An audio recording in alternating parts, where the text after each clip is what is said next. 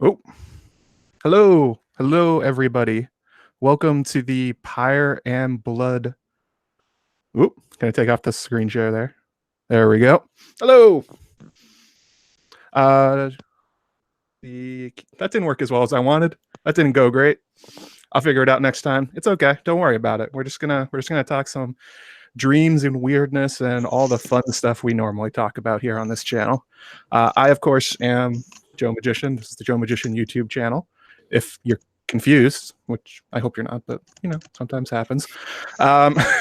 Joining me this time are I've decided to call them the Eldritch Brothers because they could be brothers. They kind of look like it, and they're just as eldritch as it gets. Emmett is literally wearing a Sauron shirt right now, so that's how that goes. But to introduce, gotta stay on brand. Hashtag on brand. Okay. So joining me, of course, first off, we have Emmett, or PoorQuentyn, co-host of NotaCast, creator of the Eldritch Apocalypse. And I'm not sure that's true. That sounds like a Lovecraft thing. Are you saying you're Lovecraft? Good artists borrow, great artists steal. Wow. That was so smooth. I try. And also a noted guest on Game of Owns, History of Westeros, and the fantastic podcast Girls Gone Canon with Eliana and Chloe. Well, thank you so much for having me, Matt. Fun to be here. It's a great topic. It'll be a wild one, let me tell you. That video was a little bit out there, but that's okay, because that's kind of how George rolls sometimes. Sometimes he's all about like battles and politics, and sometimes he's like, I want you guys to think about like dreams in an abstract way. So that's what we're doing. And of course, my other guest is my Maester Monthly co-host, Michael, also known as Bookshelfstud, from the Off the Shelf blog, and his Bookshelf Studios awesome recipe videos where you can see him make instant oatmeal over 8 hours and pasta and water buffalo sandwiches. That's exactly right, Matt. Thank you for that lovely introduction. Yeah, no, I'm super excited to be here. I mean, it was really fun to help you like edit this and sort of sit with you in the back room on this a little bit. So I'm so excited to talk about in front of people now, and not just behind people's. No.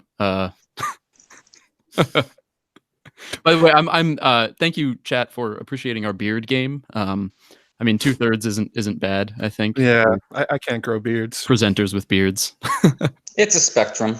All the good hair stuff is just on top. It doesn't go down here. We're three different Azor Ahai archetypes here. It's the mono myth of the podcaster, I think. It's the mono beard, absolutely. We are all white guys with brown hair. Yeah, there's not terribly much diversity here. Perhaps we're overselling the case. You know what? Yeah, let's blow past that. Let's go past that observation I just had, and Yikes. move on to the stream itself.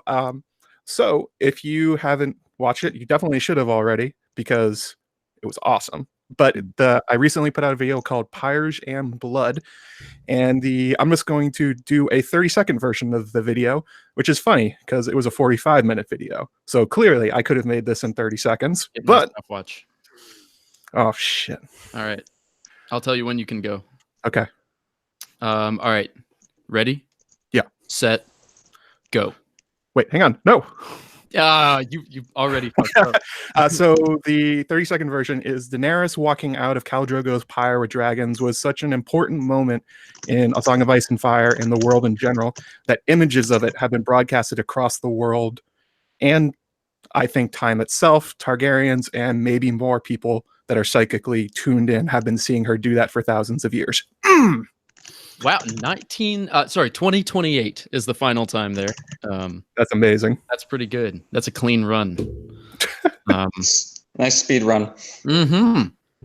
Yeah, I did it, you guys. Good speed run in theory. I guess you don't have to watch that video, although you're missing out on Michael's awesome voice work and some really cool stills. And Sanrixian's artwork, of course. Oh my gosh, yeah. Probably the Mallory's the best. Yeah, Mallory is the best. That if anybody didn't understand what was going on in the background, all the little shades were supposed to be like Great Empire of the Dawn people with their eyes watching from the shadows and through glass candles and all that stuff. That was for you guys that know what's going on. So just some before we start the stream proper, I was just going to talk about Patreon a little bit. Got some new patrons over the last month I wanted to thank.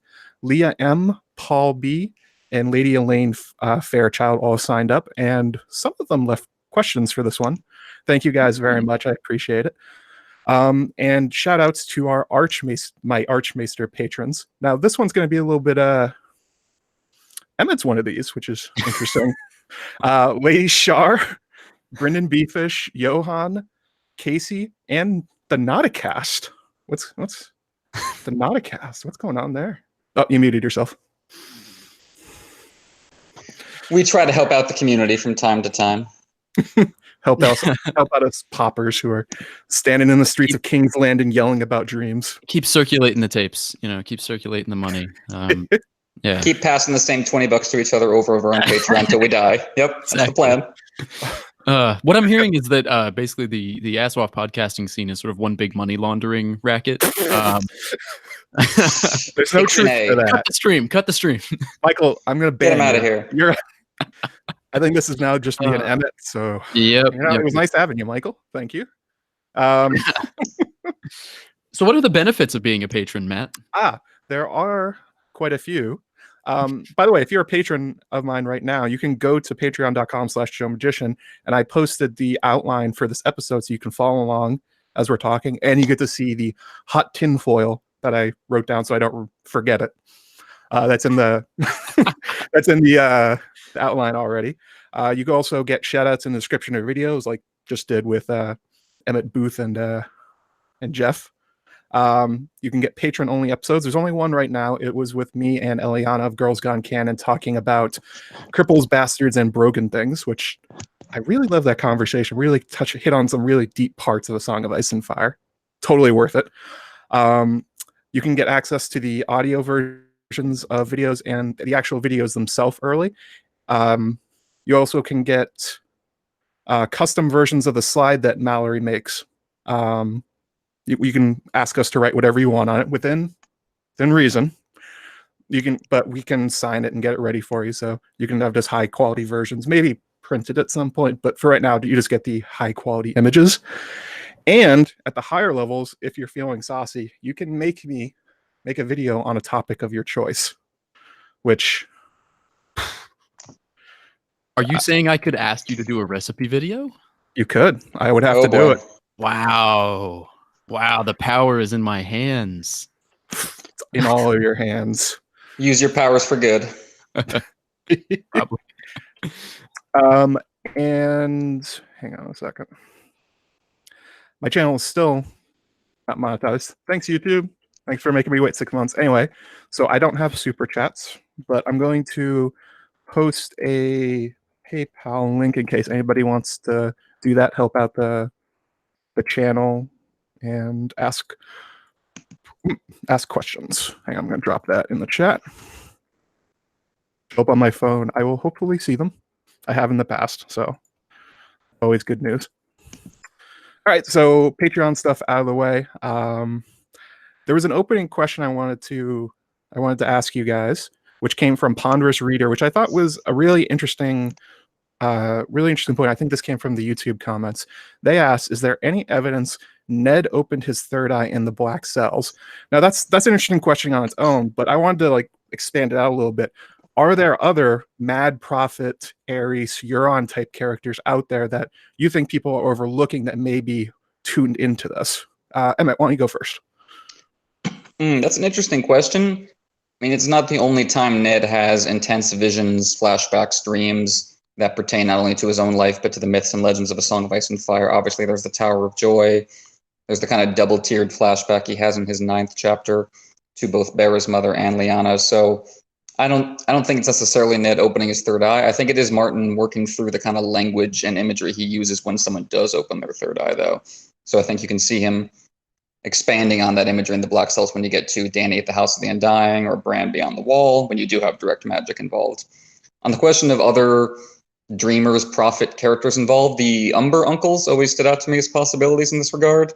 Horsebane is up to some weird stuff with him going to the Citadel, which seems very un-Umber-like, and doing the sacrifice at the Heart Tree. Crowsbane has the the eye going that seems to connect to magic and Bloodraven potentially. So I wouldn't be surprised if they're involved, and I wouldn't be surprised if Tormund knows more about the magical side of things than he's letting on. Nope. Wait, hang on. What am I doing? I'm doing something wrong.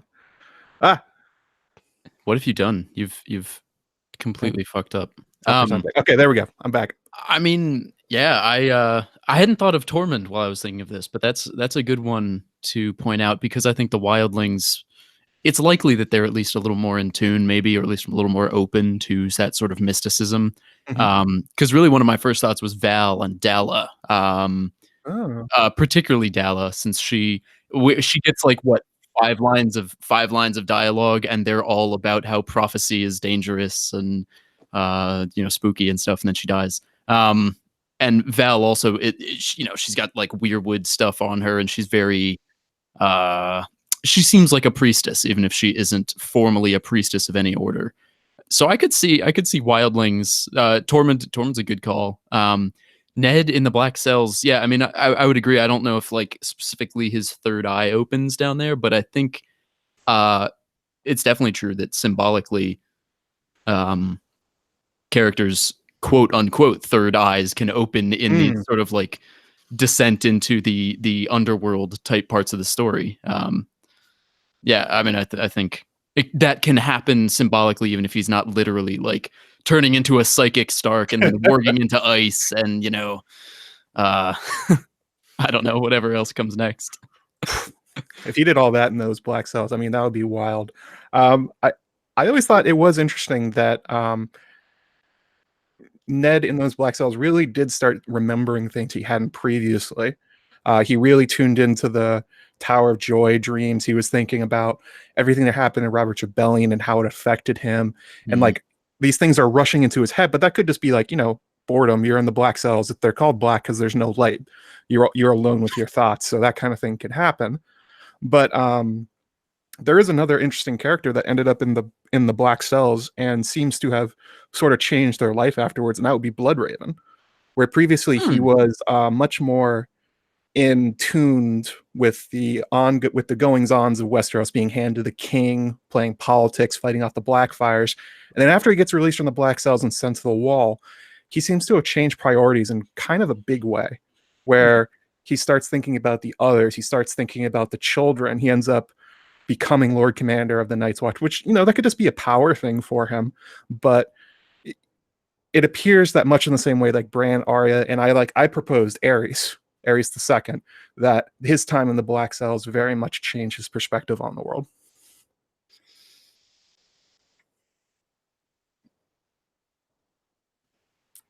Yeah. I mean, it's hard to. Yeah, that quote really does play in a lot here, particularly with Aerys. Yeah, with Aerys and his time in Duskendale. I mean, it's Duskendale. It's literally the town of night. Come on, George. House Dark. Yeah, in the old days. Yeah. The Kings of the Night. Whoa, where have I heard that before? Yeah. That's a kind of more of a symbolic LML kind of tie in there, but I think it works pretty well. A Targaryen king or a person from the land of long summer in the night, and then suddenly they start seeing everything. Yeah. Yeah, good call. Yeah. Barristan, the superhero on that one. It's like nobody wanted to stop him. I know.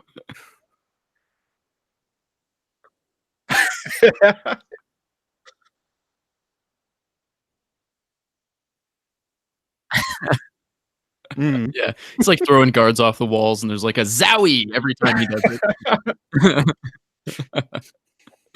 it. Yeah, that was quite a ridiculous scene. I hope we see that at some point, maybe like a flashback, or I don't know, maybe like maybe the comic version have that. I hope it does, if they ever do the World of Ice and Fire or Barristan's chapters in the later ones.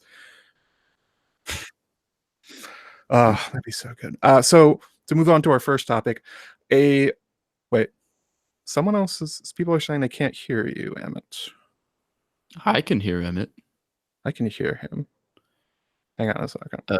Emmett's gone. Emmett, do you want to jump out and come back in? Just click the link again. All right.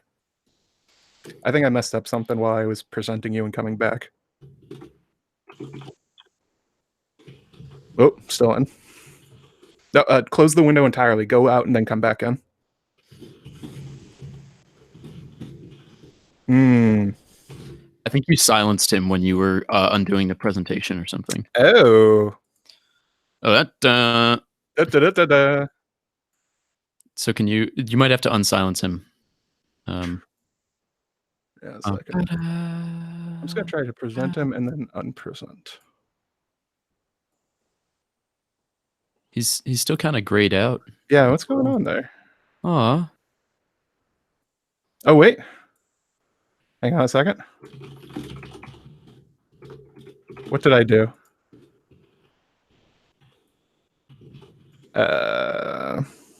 Okay, so yeah, he's going to jump out and then come back in. Sorry, guys. Never had what happened before. Last time that happened to somebody, I booted Jeff. Hello? Oh, there we go. He's back. I'm back from the dead, back from my own experience in the crypt / Black Cells metaphor.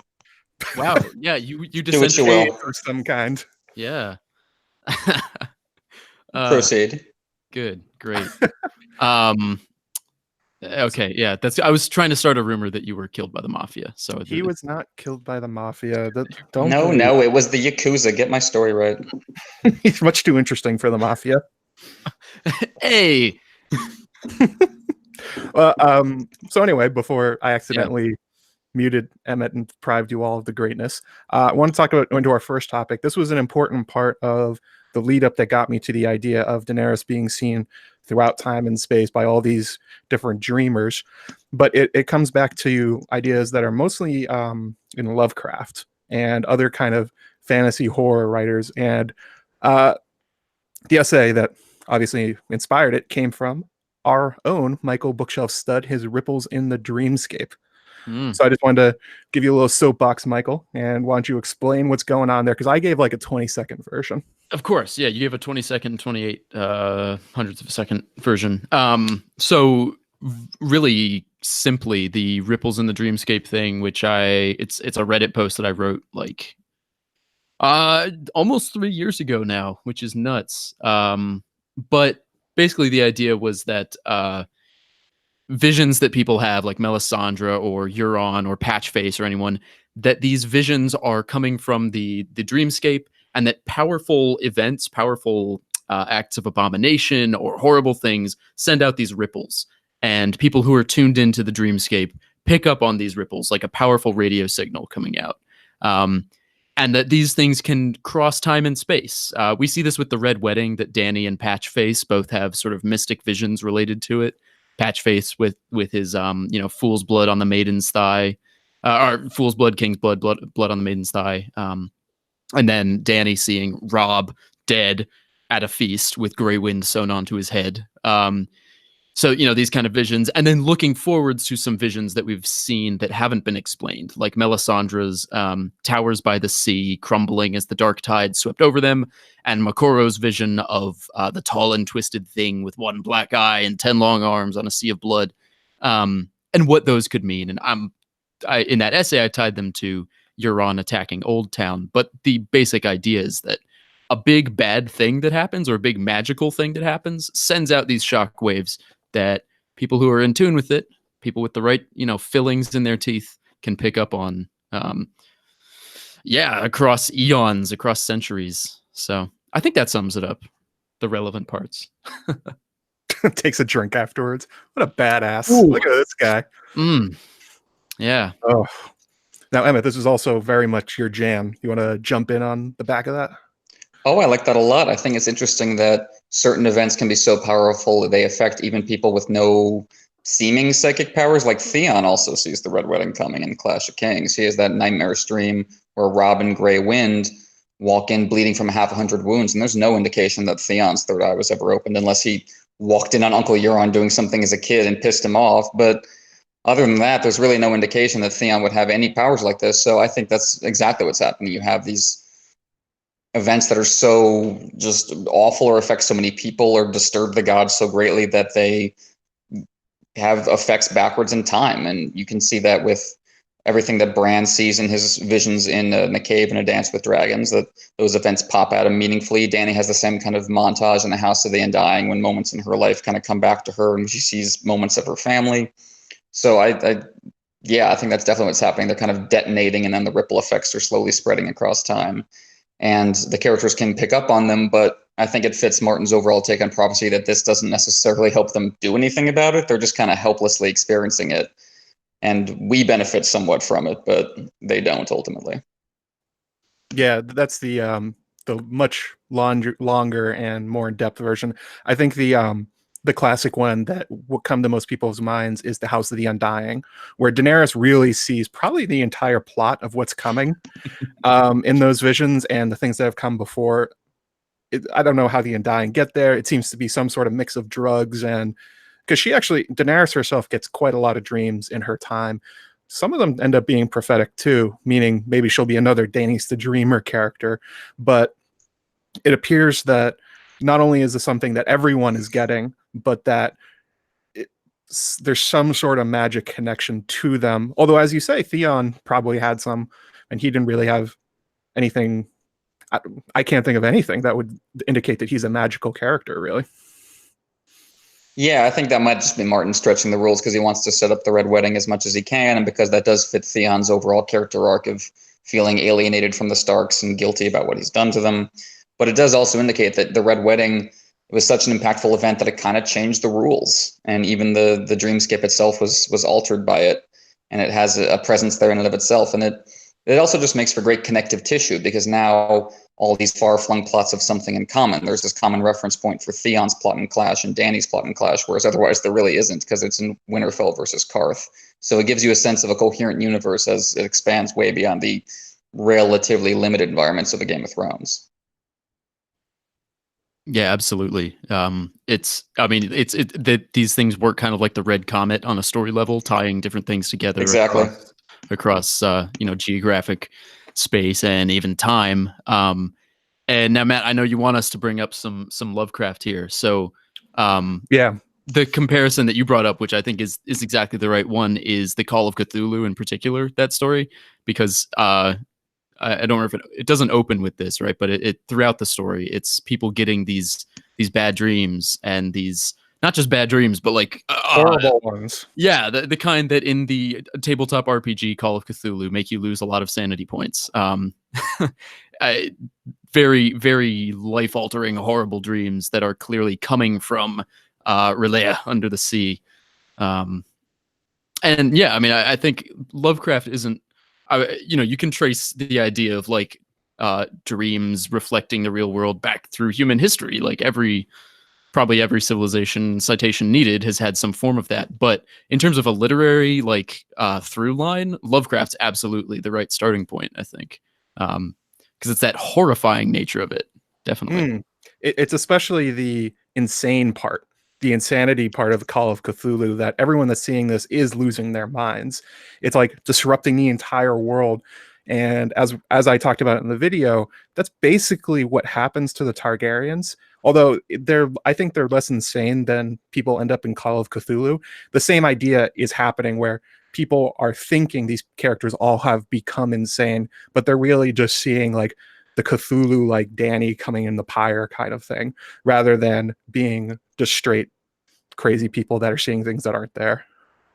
And there's also the cult element that comes through so strongly with Lovecraft. There's always the Church of Starry Wisdom, of course, is the classic example that also shows up in the world of A Song of Ice and Fire. But there's always some weird cultish stuff going on in the background of Lovecraft stories because someone's trying to commune with the monster, or get over seeing the monster, or spread the word, or stifle the word of the monster. And I think you see that coming through strongly in A Song of Ice and Fire as well. You have everything around R'hllor. You have the Valyrians, which just seem to have involved in vaguely cultish activities surrounding blood magic. You have Ashai, of course. Marwyn the Mage seems to be like a walking one-man cult unto himself. Yeah, basically. He's like the last cultist. Exactly. That's why they talk about him in the Prologue to A Feast for Crows, like making queer sacrifices down by the river and talking to people in strange temples. Like that couldn't possibly be more Lovecraftian if George Martin tried. Old Town itself too, because that has the Church of Starry Wisdom. Yep. A direct port from Lovecraft. That is just straight up a thing from it. and the Bloodstone Emperor worships his black greasy stone that does necromancy, and that's also straight out of Lovecraft. I think has to do with Nyarlathotep. I can't pronounce that name. Nyarlathotep, yeah. There it is. There we go.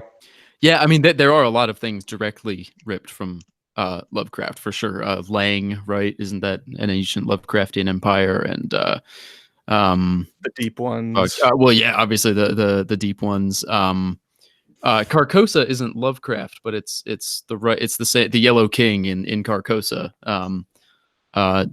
Same genre. Yeah, basically. You call it Lovecraftian. I can't for the life of me. I'm gonna have to look that one up because it's killing me. But yeah. So there's a lot of these direct, just one-to-one like homages to Lovecraft and his ilk. So yeah, it should come as no surprise that he's incorporating other ideas from those stories, and it's Ambrose Bierce who is Carcosa. I thought you were going to say True Detective. Lovecraft did use the name Carcosa as well. No, not True Detective. Ah, bummer. That's totally what I thought it was. I would say I've been reading through Lovecraft, and that's one of the other things that really spurred this video is I tuned into the idea of Ares II because of his dream of a white marble King's Landing that's perfect across the water. And that one in particular just sort of was like a light bulb going off.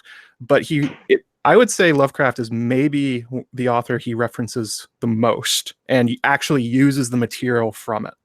He really deep digs into it, and he said in his writings that Lovecraft was a huge influence on him, and he truly loved his work, even though, I mean, like, I think George does that kind of material better. Controversial statement.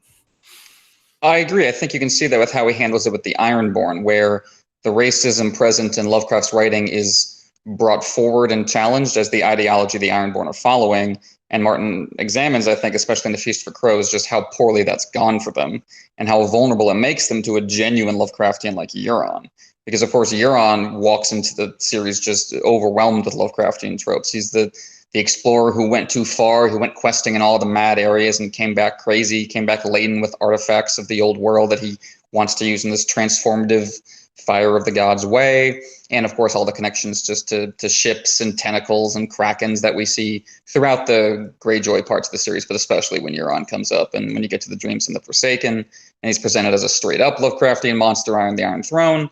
I think you can see Martin drawing from that imagery, and not just for shock and awe effect, but as a way of cementing what kind of character Euron is and where his ambitions are leading. That there's a lot of mystery and weird imagery surrounding him, but as Michael said, you see these specific images come up whenever Euron is present in the text, the Sea of Blood and the giant Kraken.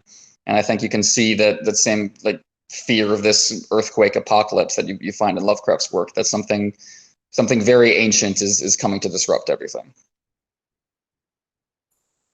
Yeah, this was the part that I know you two were just, this is your jam right here, the Euron as a Lovecraft figure. And I mean, his sigil is right there. It has the third eye.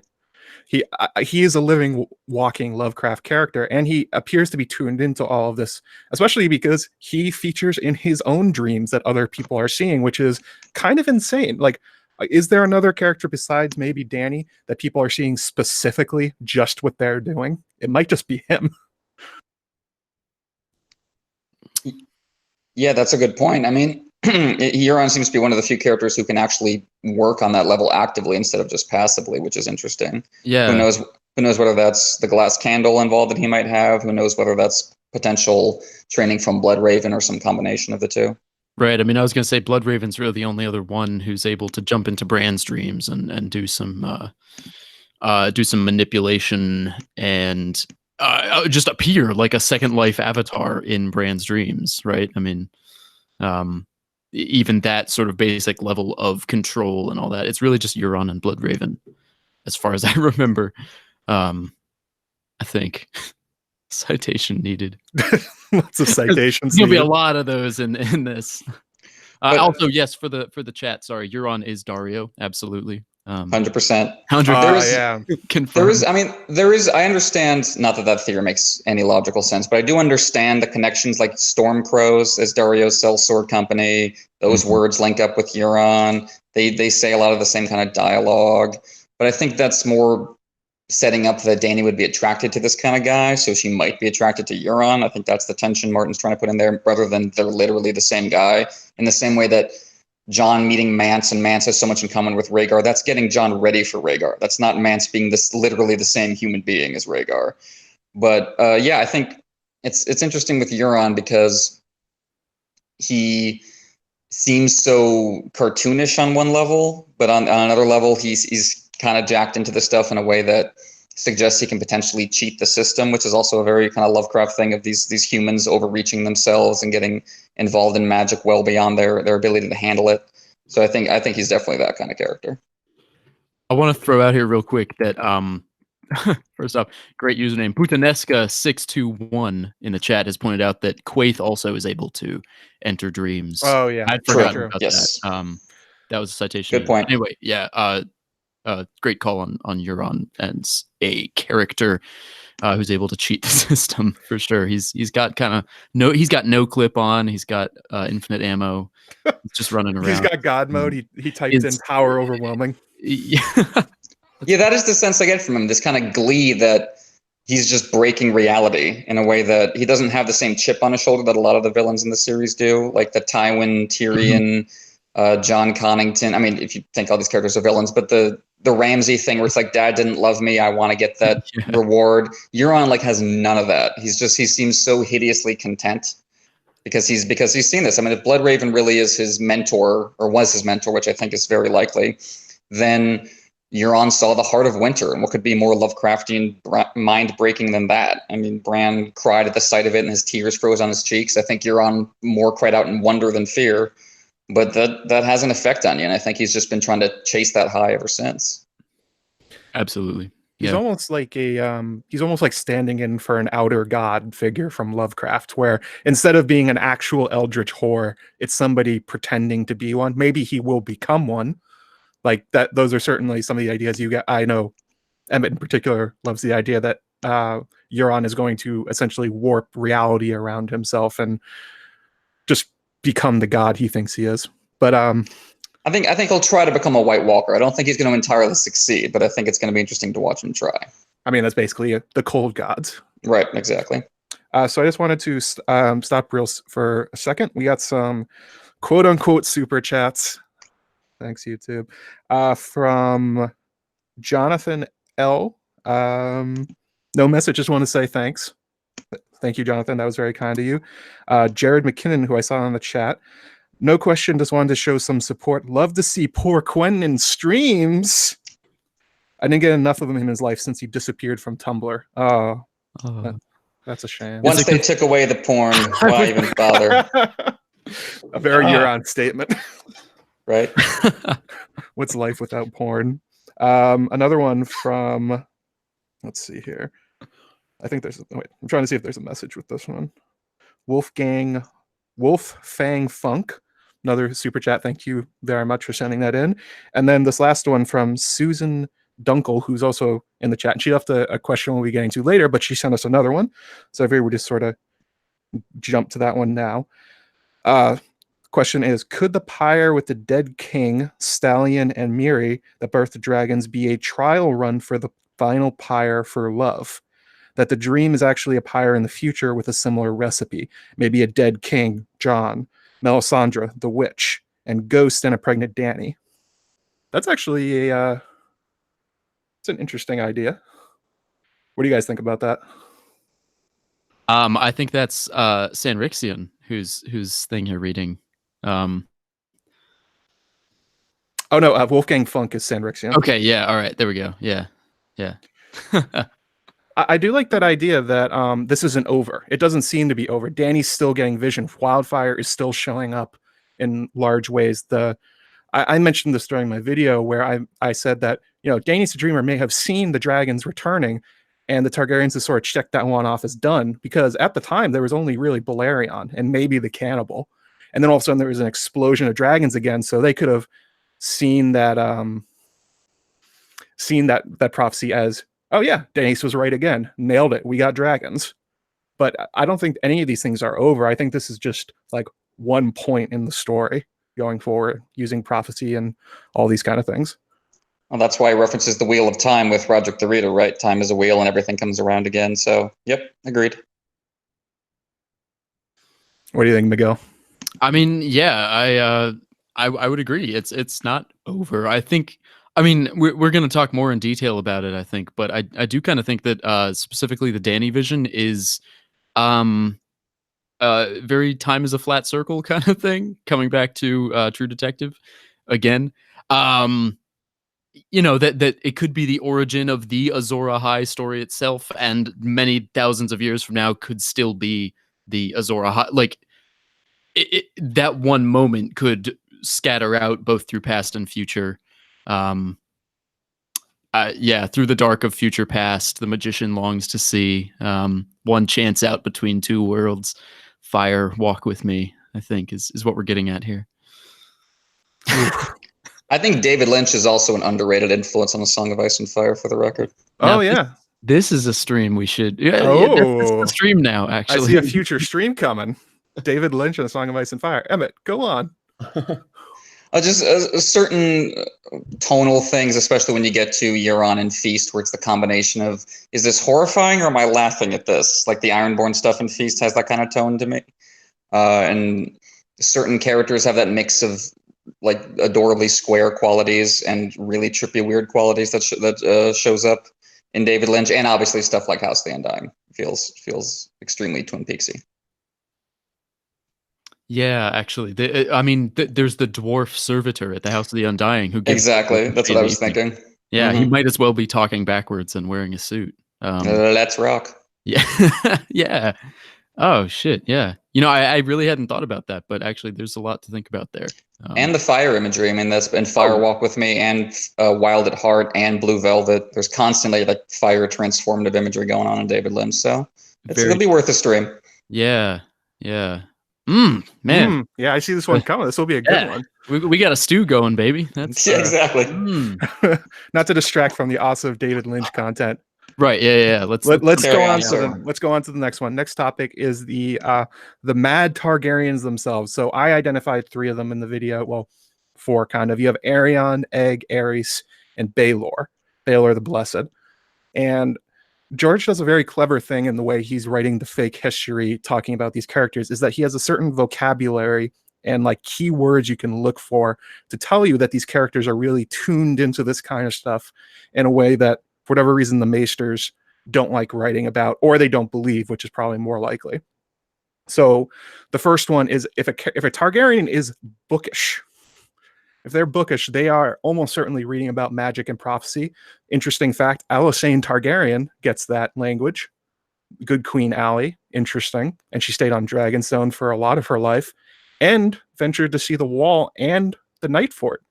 Anyway, you get characters like Rhaegar gets described that way. Baelor gets described that way. These are usually the characters that are not experiencing the magic or the prophecy themselves, but they are looking into what their family is seeing and trying to decipher it for themselves. And then the other side of that is usually the quote-unquote mad characters. So you get Daeron the Drunkard, Aerys the Second, Aerion Brightflame, these kind of characters who probably actually are seeing things and have really no way or a very limited ability to interpret what they're seeing. And like the mad prophet figures from Lovecraft, it kind of destroys their lives around them. Something I think is interesting is if you look at the list of characters you just named, the only one who's starts off their life as the heir, as the firstborn, is Rhaegar. Like Baelor doesn't, Aerys the First is not, Aerion Brightflame, Aegon the Fifth, we'll get into him later. Rhaegar is the only one who is politically front and center in the family at the same time he gets into this stuff, and that causes some interesting problems because it's not just that a Targaryen ran off Lyanna Stark, it's the heir to the throne. And that has a huge impact in terms of leaving Aerys in control, and can Rhaegar sit the Iron Throne as part of the Southron Ambitions plan now that he's done this? So I think that's an interesting way that he both fits and breaks the pattern. He's the only one who got super bookish while the crown was on his shoulders, because usually, of course, it's the second or later sons are getting into the books while the older sons fight with the swords, but Rhaegar was trying to do both at once.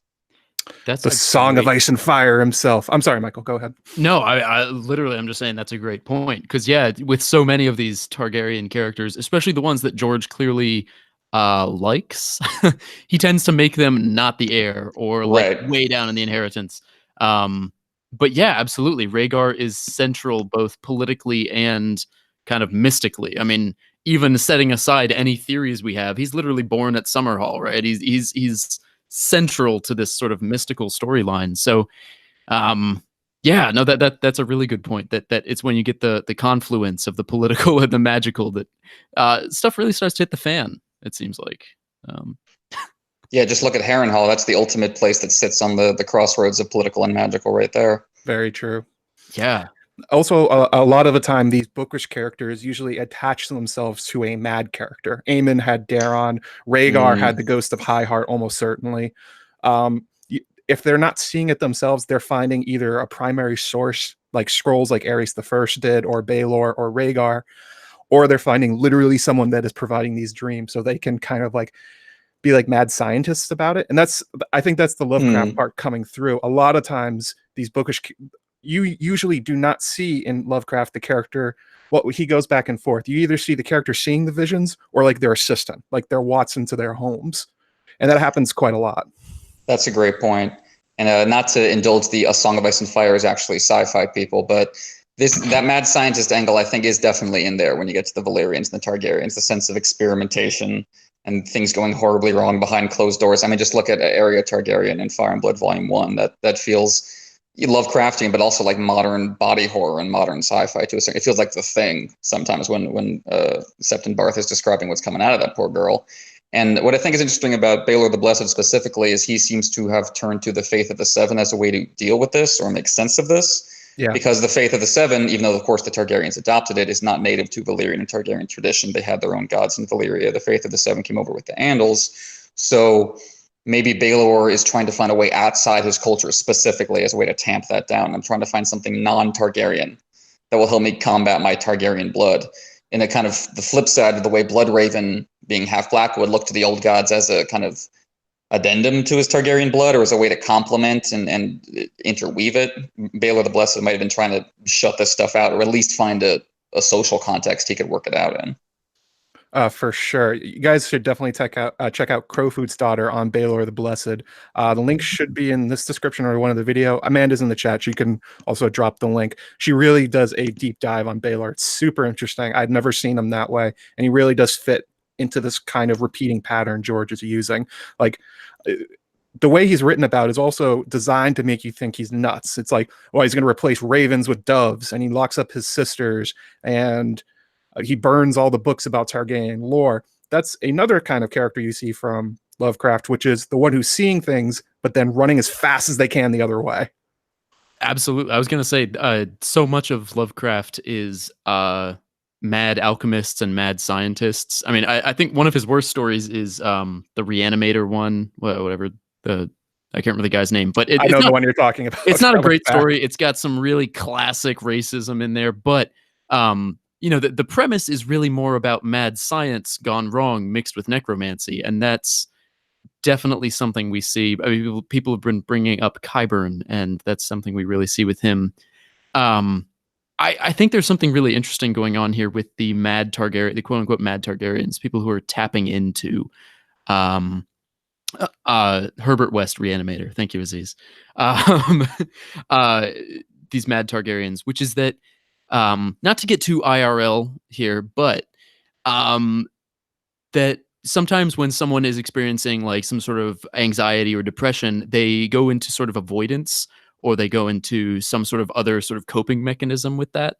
And what's interesting is the way that this very mystical Targaryen madness really kind of hits that IRL mental health side of things. I don't know if that's maybe too hot of an analysis for this, but you know, Baelor going really hard on the avoidance. Like he really doesn't want to deal with this. Daron the drunkard drinks himself into a stupor to avoid having to think about these things. Arion Brightflame obviously leans really hard into his worst impulses, but that's a form of self-destructive behavior too. And so, I don't necessarily think George sat down with like a licensed psychiatrist and wrote all that in, but I think there's a really interesting comparison here. To come back to Twin Peaks, Bob, the evil, he's the evil that men do, and he's also a mystical entity. And in the same way, the Targaryen visions are the like fears and dreams that we all have, and they're also literally like fears and dreams relating to these magic visions of fire and blood. I don't know if that was too spicy of a monologue, too off track, but that's just a through line that I think we can notice with a lot of these quote unquote mad Targaryens. Need a drink of water? Oh my! I think you're exactly right, and I think maybe the best example is somebody like Aerys, the Mad King, who I think part of the problem is, like I said it in the video, like he doesn't have Jojen, he doesn't have Bloodraven, he doesn't have somebody to guide him, but it's also like literally nobody's helping him. And the only person that's whispering in his ear is Varys, who doesn't really want to see him succeed, it seems like, is just like whispering awfulness and feeding into every worst delusion. It's like it's enabling the worst parts of that kind of archetype of a character. He's just like pushing him. He's like, yeah, really, that's true, Aerys. Absolutely. Everyone's out to get you. You know what? Not cutting your hair because you're afraid of blades? Smart idea. You're thinking.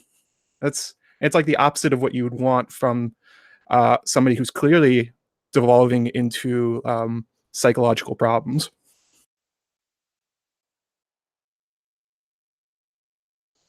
Oh, did Emmett freeze?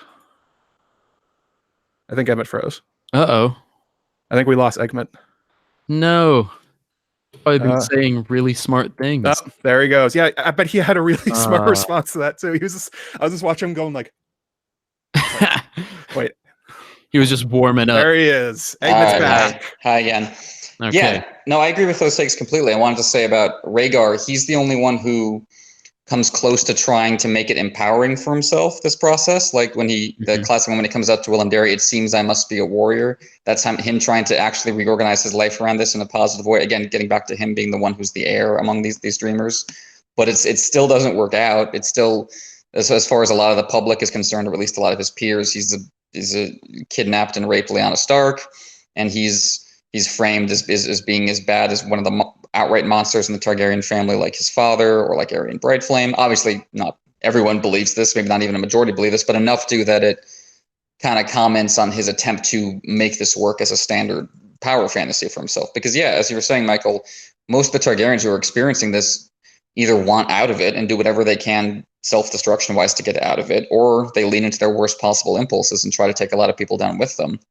And in neither case are you seeing them become heroic or savior figures or the gods above men that Targaryens want to be. They're just kind of captive to this power they don't really possess and don't know how to control. I think Rhaegar is one of the more fascinating parts because, like you were saying, he really does merge both of them. Early on in the books, he's actually talked about people fear he would be Baelor the Blessed come again. Right. And then he's the Mad King's son. So you're actually getting both sides of bookish and mad at the same time. And that's basically what Robert calls him. Like, there's also subtle ways that they dig at him. Bookish is usually also a kind of an insult towards the Targaryens. It usually means the weak ones. So they're calling him weak and crazy at the same time for what he did. Wasn't Aenys described as bookish, or am I making that up? I think I don't know if he was bookish, but he was definitely musical. That was the thing that came up over and over again. They talked about how he just loves singing and music, which is also kind of a Lovecraft thing. Quite a lot of the characters experience their visions with what they like, divine music and weird things like that. So it's not that. That's also a Rhaegar thing, of course. Yeah, with his harp, he digs music in a real way. Goes to High Heart, loves hearing harp from Tom and probably Rhaegar. So that's probably a connection that Aenys was tuned in a subtle way. There's also, I think, the strong theme in A Song of Ice and Fire of realizing you are a sacrifice, or realizing you are the second best, or a cog in the machine that comes up with so many characters in so many different ways. And I think this comes up with Rhaegar, of course. He was potentially intended to be sacrificed at Summerhall. That's one of the maybe backstories that was going on with Egg that Martin has so cleverly hid from us so far. Obviously, there's the name connecting him to Rhaego, Dany's stillborn child, magically stillborn, or whatever you want to call it, from Mirri Maz Duur. And that kind of horrible sense of just being controlled again by mechanisms beyond your control seems to have led Rhaegar to jump from himself to his son as the vessel of prophecy. And I'm always so fascinated by that moment because, like, you think the very moment you decide, oh, it's not me, it's my son, you think that would induce some doubt. Like, oh, if I was wrong about my interpretation of this prophecy, maybe I'm wrong again, maybe I don't really know what I'm doing. But there's that sunk cost fallacy that seems to have hit for Rhaegar, where he had kind of expended too much energy on this prophecy already. He couldn't give it up entirely. And then ended up being wrong about probably which son it was. Yep. Which absolutely. Aegon? Different which Aegon. Yep. I just wanted to pause real quick. Got another super chat from Mary Wells, just because I want to see more videos from you. Thank you, Mary. Just want to remind everybody, I do not have super chats enabled because my channel isn't monetized at this point. So if you want to send them, you have to send them via PayPal. Going to drop the link there. You can ask questions of us like you would with a normal super chat kind of thing. Anyway, sorry. Continue. So I do want to throw out here that someone's Ellie Hudson said in the chat, asking why we compare Dany so much to her father, but we don't really talk about her with regard to Rhaella, which I think is a good point to raise. We don't know much about Rhaella as a person, unfortunately. True. Like we don't really know much about her except through her relationship to Aerys. The one thing we have is that Bonifer Hasty was in love with her at one point, but again, we don't really get her side of things. So I think there's some room for interesting speculation with what was going on with Rhaella. Maybe she really didn't tap into any of these kind of things and had a very normal life and was therefore not really equipped to deal with like her descending, destabilizing husband, brother husband. But I would like to talk more about Rhaella. We just don't know much about her. It's like Lady Stark, where there's just nothing to go on. Yeah, or the Princess of Dorne, whose name we really should know. Although an interesting part of Rhaella is the theory I brought up in this that Emmett brought up was that I believe that Aegon V was trying to sacrifice Rhaegar and empower Rhaella, make her Dany. So in that sense, Aegon picked her essentially to be the mother of dragons, and then just sort of went the other way and ended up being her daughter instead. Which, much like Rhaegar and his own kids, that seems to be a running theme. Yeah, sure. I can see that. Yeah. I mean, it's the sacrifice of children theme, of course, is also one of the biggest themes in A Song of Ice and Fire, and that it specifically seems to be a big deal with Targaryens and blood magic, which again gets at the question of how you be a proper heir and how you maintain the Targaryen legacy. Like, is the Targaryen legacy fire and blood, or is it your living Targaryen kids? And the disturbing amount of Targaryens would say the former. That's true. Were there any other of the we have a list here of all the mad and bookish Targaryens. Any you guys want to say something more about, or are we good to move on? Good to move on. I'm going to skip this next one. We're going to come back to it. I got questions about it from Patreon, so we can do it then. Let's just go into what Emmett was just talking about, which is the super hot tinfoil I was touting on Twitter. It's basically, there were a lot of questions about this I got. What did Dany do right that everyone else was doing wrong after the death of the dragons? And so there's a bunch of suggestions given in the books, which almost all of them are probably wrong. In Fire and Blood, it's talked about the volcano itself of Dragonstone, like heat in some way does it, which you see with the wildfire itself. I noted, and so the pyromancers, that wildfire is basically bottled dragon fire. So for some reason, they got the idea that heat did it. Maybe, again, calling back to Dany, that may be where that came from, because it's such a large event. You can just sort of see that the pyre and what happens in all the images kind of trickle out in that way. It's really cool once you start seeing it that way. There's also the eggs in the cribs, which totally didn't work. They just kind of started doing that. There wasn't really an explanation. It was just kind of like this crazy idea. And it even persisted all the way up until the children of Maekar, and maybe a little bit afterwards. Each of the kids got their own eggs, and they just sort of had them in their cribs, and nothing happened. Spells or chants. Miri Mazdor is noted to be ululating, or whatever that word is, while she's on right there. That one. Michael, please do that again. That just sounds like a turkey. Are you saying she's a turkey? Yeah, she's basically a turkey, but there's no turkeys in the world of Ice and Fire, according to Gurm. Even though Theon shoots a turkey in Game of Thrones, it's the worst story we don't speak ever. about that. That didn't happen in New Jersey. He didn't say that on stage in front of like 1,000 people. Right? Yeah. So I've got my tinfoil. Did you guys just want to talk about those other ones before we get to the thing? Sure. I mean, there's so many people dying and semi-dying in regards to this particular Pyre scene that any one of them could potentially be a sacrifice, or all of the above. There's Rhaego, of course, that lingering power. There's Drogo, who is dead before he goes on the Pyre, but since there's some Nissa imagery in common with him and Dany, maybe it's connected to that. There's Mirri Maz Duur herself, of course, who has some kind of magical power, and her death on the Pyre might have been involved in why the dragons came back. Part of me wonders, again, there's the question of constancy versus change. Is Dany doing something old, or is Dany doing something new? And part of me wonders whether her willingness to go into the fire has something to do with it, even though she doesn't do it really until they start hatching, so that doesn't necessarily work, but maybe her willingness is involved somehow. Maybe the fact that she's flipping the script on Azor Ahai and Nissa is somehow powerful in its own right. The fact that the woman is sacrificing the man, and Drogo is constantly compared to the sun and the Sun Lord, and everything Azor Ahai-ish, and Dany has Azor Ahai imagery of her own, of course, but is connected specifically in the first book to the moon and Nissa pretty constantly. So maybe the power there is that Dany is, like I said, flipping the script, and that kind of unlocks a new way to access this power that didn't exist before. I think that's probably the biggest difference that we've seen between sort of the prophesied way things will return and what Dany actually does, where it's someone willingly giving of themselves as opposed to someone giving of their loved one. Like, Azor Ahai makes a sacrifice, quote unquote, in killing his wife, but he's sacrificing someone else's life. He's sacrificing maybe some of his happiness or something, and the love of his life. But that's still different from willingly walking into the flames. So yeah, I think you're right.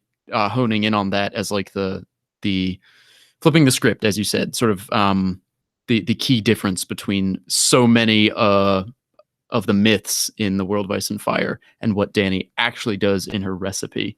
And I just want to throw out the dragon recipe. Yeah, that's my next recipe video. Actually, is Mamma Mia. Mama, it's just like Mama used to make. I do want to throw out here. I don't think Mirri Maz Duur had anything to do, her chanting had anything to do with anything. I know that's a popular theory with some people. I don't know. Yeah, I was just throwing that out there. That is a thing. No, I know. People Yeah. think. I just want to fight. Basically, you just want to fight. And yeah. there's also it's noted with Aegon V and I think Aerys, they brought over sorcerers and blood mages and people from Asshai all trying to hatch eggs. None of it worked. So that is something that it is mentioned in the books. It's not just like a wild tinfoil. It's just basically not true. Those guys don't know what they're doing. They're just fleecing the crown. So I think now's the time to get to the sweet tinfoil. I'll lay it on me. All right. So I think what's going on is that, much like you mentioned with Lightbringer, where you had to kill somebody in order to get something, death can pay for life. There's power in king's blood, all those kind of things. I think the Targaryens, what they were doing and what the Valyrians were doing for quite a long time is they were sacrificing, and in particular, usually infants. And what kind of clued me into this is the presence of dragon seeds on Dragonstone and on with House Velaryon. So, Alysanne Targaryen, Good Queen Aly, outlaws First Night in Westeros, and it's noted it's really only a problem in the north and kind of the Iron Islands. But then, weirdly, with the Targaryens, it's noted they're still doing it. And it's also, I think, brought up in Fire and Blood and the World of Ice and Fire, where it's said that Targaryen princes and lords would just go down to the villages, grab a woman, and make a dragon seed. That's why there's so many in the dance that pop up. This is just a thing for the Valyrians for some reason. But when you look at Dragonstone itself, it's so isolated. And Valyria itself was such an awful place. The way they threw slaves into the volcanoes, the way they destroyed civilizations, they don't like treasure life. they don't care about it. They don't care about other people's lives. And when you look at dragon seeds, I think it's clear they were planting the dragon seeds in order to harvest them for the dragon eggs themselves. That they would go down to the harbor, find a woman, impregnate her, and then take the kid and then kill it, and then you get a dragon. It's also noted that may be why Elaine brought it up. She may have gone into the north with that on her mind, that like, this is a shitty thing the Targaryens do. And, oh, we lost Emmett. Who needs him? He knows what's in the dock. He knows it. He's back. Oh, do we have Emmett back? Emmett, we'll see if he comes back. Just to give an example of how isolated Dragonstone is and how they basically do whatever they want on that island. Sunfire, the golden dragon of Aegon II, injured with like half a wing, flies from the mainland to Dragonstone, lands, kills another dragon, and lives there before anybody realizes he's there. And he is an enormous golden dragon. He stands out. And it's also noted, if you look at the map of where Dragonstone is, it'd be very easy for a boat from the Essos, maybe carrying some slaves, to show up discreetly and nobody ever noticed anything happened. So I think that's basically I think it's a parallel to Craster, in much that he is giving his children over to the others in order to sort of create new others. I think that's basically what's going on with the dragons. It's the same idea. You're giving up children, the idea of the Neverborn, in order to create new magical beings. And then it comes up over and over and over again. You talk about how Melisandre knows that king's blood is a thing, and she tries several times to sacrifice children. Oh, you back? Yeah! There we go. We got it. Carry on, sir. All right. And Aemon is sure that Melisandre is going to sacrifice a child without anybody prompting him. So I actually think the eggs in the cribs is sort of a subtle hint that George is laying for us to be like, the eggs and the children are linked in some way. The Targaryens know they are. There's some, I think, just because the Valyrians are awful people. I wouldn't be surprised if they were doing this. If they would just make bastard children in order to kill them to make new dragons. Anyway, so that's the tinfoil. Right, that's the tinfoil. So I have some pros and cons to slap on the tinfoil here. I think the best point in this that you make, or one of the best points, is the parallels with Craster. I think it's an important thing to have in there that both fire and ice magic has at some point involved this almost economy of killing children. That the gears of magic grind children into dust, right? Right. Like it's this really dark thing. And of course we know the Valyrians are into some really dark stuff because of the 10th free city, Gogossos, where we are told that they like experimented in the slave pits, just did all these awful things. It sounds like Gogossos was basically like their Valyrian laboratory, where they were just testing out different combinations of like, okay, you kill this many people and you do this, like all these different things. So I think there's probably a history of like Valyrian blood alchemy, of them trying to do things like this. So it makes sense that there's some tradition of that that gets sort of corrupted and lost and becomes, oh, you've got to put the egg in the cradle. Like very it's like an echo. Exactly. And of course it Ned Johnson in the chat stole my thunder, which is what I was going to say, was the idea that Dunk ends up trying to kill Egg because Egg is trying to sacrifice Rhaegar, because Egg finally discovers this horrible thing that has to be done. So those are the cons, I think, are that we never see any evidence of it. Like we don't see the dead babies or anything like that. No. It's one of those things that I think would work really thematically. And I don't know. Yeah, the hard evidence on the paper isn't there, but I can see the you can deduce it from the absence of it. Like you can feel the hole in the story and be like, okay, yeah, I can see how this fits in there. Especially coming from Alicent, and how deeply concerned she is with the ordinary lives of people, and women in particular. Ripping a child from its mother's arms in order to sacrifice it to hatch a dragon is one of the more horrible things you could do. And I could see why, if she knew about it, she made it her mission to find someone to support it, and found it in the north, a way to end the first night. Yeah, that's a great point. I think that the theme of bastards as sacrifices comes up so strongly with the Baratheons, the offshoot Targaryens, where you have like Gendry in the Forge that's described as a dragon's mouth when he's first introduced in the Game of Thrones. You have the kids that Cersei has killed. And then, of course, you have Edric Storm, probably the ultimate example of that. And where does that occur but Dragonstone? So I think there's definitely some strong thematic parallels, like Michael says. But yeah, this would be something we would need direct evidence of, at least hinting at it, I think, for me to get fully on board with. But I'm definitely like 90% there. Hey, I did it. 90% on Edmund. That's a high bar, actually, to get you that close to it.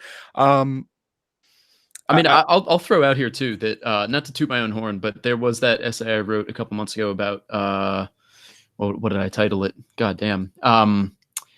Abomination something. Wow, I'm really forgetting my own works here. The Price of Power is Abomination, and about how the ties between Jane, Lysa, the idea of the Neverborn, the idea of dead children as the source of political power in just the Westerosi system in general. So, I mean, I think that's something that's in the story already, is the idea that by necessity, this system is designed to just chew up children. And yeah, if that's tied into the magic as well, I think that works. I mean, someone did point out in the chat that Craster's sons aren't technically killed as far as we know, but we don't really know what happens. Yeah, I mean, for one, we don't know what happens. Another thing, they're converted into like unhuman things. So I feel like the conversion of an innocent child into a tool for dark magic, I think, that broad archetype is similar enough. Yeah. Sunny Frank in the chat brought up a good point. Would my theory cover the babies who were born deformed and have some reptile qualities? Yes, because I mentioned Alicent End of the First Night as maybe the start of the trend of dragon seeds going down, so them not having children on hand, Valyrian children on hand in order to kill. But it's noted, especially during the time of Rhaenyra and when dragons are all over the place, that there actually were quite a lot of children who died very young, princes and princesses, or the miscarriage reptile thing. So it could be that those work on their own without them really doing anything. That it's the same kind of idea. Maybe there's no I don't know if they're like saying magic words or there's a ritual to it, but it just seems to be that even after the first night ended and the dragon seeds start kind of drying up, there's still quite a lot of death on Dragonstone until the Targaryens end up just sort of leaving entirely. Yeah, agreed. I think that's a good way of putting it in terms of how much they're actually controlling it. I would love to hear a little bit more about this, especially when Dany gets the Dragonstone in the books, or maybe Loras Tyrell has uncovered something. There's something very mysterious and vague about how much of Dragonstone is actually explored when that topic is brought up in the epilogue to Dance, I think it is. So some more evidence. They'll just uncover a giant pile of bones, like someone in the chat was comparing it to Ego in Guardians of the Galaxy, who was just all the bones of his children that he has fed off on over time. There's also the Lovecraft stories where quite a lot of people go into the dungeons of their ancestral home and just find just hundreds of years of piles of blood. I mean, piles of bones, usually young bones. So I wouldn't be surprised if George has that in mind, that there is actually a secret graveyard of infants under Dragonstone. It'd be interesting. So I don't know how this fits in, but I want to kind of throw it out there as a discussion topic, as a little bit of spice here. When Varys is escorting Tyrion out of the Red Keep at the end of Storm, he tells Tyrion to close his eyes as they go through some of the rooms under the Red Keep. And, there's this same sort of idea of like these unspeakable sights, the piles of baby bones, which a pile of baby bones is arguably the worst thing. I don't know if, maybe that's controversial, but I think that's the worst thing, a pile of baby bones. So Varys escorting Tyrion through the dark places, telling him not to look at what, never to see. Oh, someone in the Random Hero 77 brings up the Cave of Bones where Bran and Bloodraven are as well. Perfect. Yeah, so the Red Keep. Discuss. I think it is in every way a Lovecraft building. It's basically a maze underground. There's these idea of black cells. Maegor, the mad king sort of figure made it. There's only true heirs of House Targaryen can find their ways through it, even though you get Larys Strong and Larys and Varys. Anyway, who end up finding their way through it. And the connection between House Strong and the Targaryens, maybe, I don't know, maybe there's something there. I would say it's very much just straight out of a Lovecraft novel. It is a castle of nightmares. It's even blood red. I mean, like, George, could you make it a little more obvious what's going on underneath the castle, if you could? It also gets at the idea of king's blood and king's power in general, that you are, I mean, your main job if you're a royal family is to propagate, right? To have your kids, to have as many kids as you can, to have as many heirs as possible, so you have a spare, so they have kids who can marry into their families, blah, blah, blah. And it's this horrible inversion of not just nature, but your political prerogatives when you start sacrificing your own children. You're cutting off the thing you're fighting for, the very thing you're trying to maintain, your power, as it will follow after you. So I think there's supposed to be a great irony in that as you reach for power, you end up creating your own self-destruction because nothing's going to follow you. Your legacy is just going to be ash and dust. I think that's a great point. We can also look at the dragons themselves to back that up. The fact that dragons are noted cannibals. There's even one called the Cannibal, who I think he's a full-grown dragon that goes down to find the hatchlings and kills them and eats them before any of the other dragons can stop him. I mean, that seems pretty literal, maybe if about what I'm talking about, but like we see over and over again, especially in Fire and Blood, after these dragon battles, they generally kill each other and then just start feasting on the body. And it's this continuing idea that blood of the body of the dragon doesn't have any value to other Targaryens or other Valyrians and dragons in a way. Yeah, that which is Targaryen, that which is sacrificed ends up becoming the sacrificer. Like, just look at Varys, who's been driven his whole life to get back at the guy who cut off his manhood, but he mutilates children himself, and he has created this sacrificed child in young Griff, who is almost certainly going to die horribly in the process of being crowned or shortly after being crowned in the Renly Robb Viserys tradition. And so you have another sacrificed Targaryen kid. And that's why I think it's going to actually work really well when Dany's opponent upon arrival in Westeros isn't any of the usurpers' bannermen, isn't any of the people who overthrew her family and sent her into exile. It's her own family. It's someone who is, if not a Targaryen, probably a Blackfire, probably related to some Dany in some distant fashion, and certainly not someone who had anything to do with overthrowing her family. But that's who she's going to go after, because, as you say, the dragon goes after their own. There's the dragon and snake eating their own tail imagery. Yeah. I think that's coming through here. I think that's on the cover of Dance with Dragons, isn't it? The shield, does it have the Toland thing on it, or is it just the one dragon? I can't recall it off the top Michael's of my grabbing head. it for us. He's got it right at hand. Shoot over here. But yeah, House Toland, they definitely have that. It's the idea of the Wheel of Time. It's the big. Oh no, it's just a circular dragon. I don't know if you can see that. Bummer. I was so close to being right. You know what? It's close enough. I'll give you like a partial completion. I do want to throw in another connection here, because I think what you were saying about the sort of political connection, the destroying your own for that sort of temporary magic power, is also true with regards to something as non-corporeal as revenge, with Doran Martell, and he's sacrificing his children for the sake of revenge. And it's not magic power, but it is, because he's sending Quentyn to the dragons. It's Fire and Blood, and Fire and Blood, I think, is a stand-in here for that sort of throughout the whole story. It's a stand-in for that temporary magic power that Euron is chasing so hard, and that I think heroes have to choose whether to take on themselves or to give up in exchange for like a clean, good life. So it goes beyond this magical stuff into the really kind of character level motivations. Absolutely. Quentyn's story gets at the question, Are you the hero or are you the sacrifice? Are you in charge of your story or are you the object of your story? And you're going to end up just dead meat at the end. And I think that resonates across a lot of the main characters' stories. But again, gets at that idea that there are so many, secondary characters, bastard sons, second sons, overshadowed ones that end up caught in these kind of stories in the Song of Ice and Fire, because this, they feel, is their only way to climb to the top. And yeah, there are both political and magical aspects to that. And yeah, what you're saying about the good simple life in contrast, probably my favorite part of Quentyn's story is right before he goes to tame the dragon, he thinks to himself that he just wants to go home and marry the local girl and raise a few kids and just not be ambitious anymore. And he just wants his friends to be alive again and not to have died because of him. And I think he realizes in that moment, oh, the price was too high, to quote one of Daenerys' chapter in A Game of Thrones. This was too much. It's not worth the reward. And then he gets into the dragon pit and they kill those guards to get in. He's just horrified by it. And he asks himself, Father, why? 4 men dead for what? And he answers the question, fire and blood, blood and fire. The blood was pooling at his feet. The fire was beyond those doors.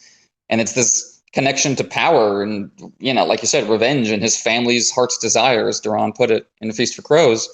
But it's horrifying, and at some level Quentyn knows he's going to die as he's walking into this situation, and that's what dragon taming looks like. And yeah, that's the relationship I think that Matt's getting at when he talks about the dragon seas. Is I'm sure that's how they felt at some level. I'm sure that's how Edric Storm would have felt at some level if Stannis had gone through the sacrifice. No, I'm supposed to be the protagonist. I'm Robert Baratheon's son. Look at me. Look at how perfect I am. And the ideal Baratheon child. No, you're a thing. You're an object. You are a means to power. That just brutal realization. It's the same thing Quentyn had, I think. I think you can also see it maybe in Hugh the Hammer and Ulf the White, who have enormous emotional problems when they become dragon seeds. They sort of are like Tyrion figures, people that have been like broken down on Dragonstone. Hugh the Hammer is like an enormous guy. He's a good blacksmith. And then he gets delusions of being a king once he gets his dragon. Ulf the White, I think they are both examples. Ulf in particular, he's probably getting dreams himself. The drinking aspect. Targaryens that drink a lot usually have dreams. They're usually escaping from it. Okay. But the dragon seeds. Yeah. I think you're right. They are things to the main family. Absolutely, yeah. That's and so are the mothers, I think, right? That's when I mentioned Lysa and Jane earlier. That's what I was thinking of. Is like the Lysa, Hoster specifically forces her to drink the moon tea because she is a political tool. She's not a person. And so, we're sort of zooming out further and further on this a little bit, but really yeah. the crime here is the reduction of a human being to a tool, right? That's like the ultimate crime in the series, and that comes down to the dead babies, that comes down to slavery itself, that comes down to the way women's bodies are stripped of autonomy in the world of Ice and Fire. It's all part of one big gestalt, right? So it's the same problem, both politically and magically. I think you hit the nail on the head. That what's wrong with Westeros in terms of its feudal structure is the same thing that's wrong with Westeros in terms of its magical structure. That we're seeing two sides of the same problem, and Targaryen history more than any other arguably brings that to the fore. True. There is a good comment here from Painkiller Jane. There's also Nietzsche's warning of taking care not to become the monster while fighting monsters. I think that's the story of Aegon V. What he was doing was for a good reason, because a lot of the reason he was scared is that the Ninepenny Kings were poised to invade, and the Lords of Westeros were going to support them because Aegon had tried to improve lives for the common folk by stripping the lords of some of their rights. So he wanted dragons in order to enforce goodness on the world, and he was going to kill his own grandson to do it. And I can imagine, I can see why he might have thought that was a logical thing to do, but I think we can see Dunk in that moment probably being the voice of reason that wasn't in his head at the moment. He's the Davos figure in that moment. And I think you see that with Stannis fighting the others, but becoming Night's King in the process of becoming that which you're fighting. Duran Martell and John Connington becoming Tywin in their efforts to overthrow what Tywin did at the end of Robert's Rebellion. Yeah, but becoming that which you're fighting, again, that has resonances both magically and politically, for sure. So I think we're good on that one. Really went deep on it. We've got one more topic, but I thought we would take some questions first, some Patreon questions. Maybe we can just run through these. From Lady Elaine Fairchild, a new patron, by the way. Thank you, Lady Elaine. Do you think someone or something is sending the messages Cthulhu style? So this is the question of, is it Bloodraven? Is it Quaith? Is it Euron? Or is there something else that they're copying, I guess? Is there actually an outer god waiting to come through the breach? I like how we all muted our microphones yeah, instinctively. waited for We're like, somebody "Holy else." shit, I don't know. Well, now you go, Michael. You're up first. Yeah, right. You know, my instinct is no, but there's always that Varys thing about hearing the voice in the flames and something replying. I think there is a chance that there are like powerful green seer types, and maybe they're not necessarily green seers. They could just be wizards. I mean, the Undying are clearly wizards who have outlived their natural life, who are still tapped into stuff. I think it's possible there are those kind of figures floating around in the quote dreamscape unquote, and that for whatever reason they could be directing these messages. If it's a powerful radio signal like the Red Wedding, maybe they're like, hey, boop, Theon, here you go. Air traffic controllers, maybe they can't control those things. I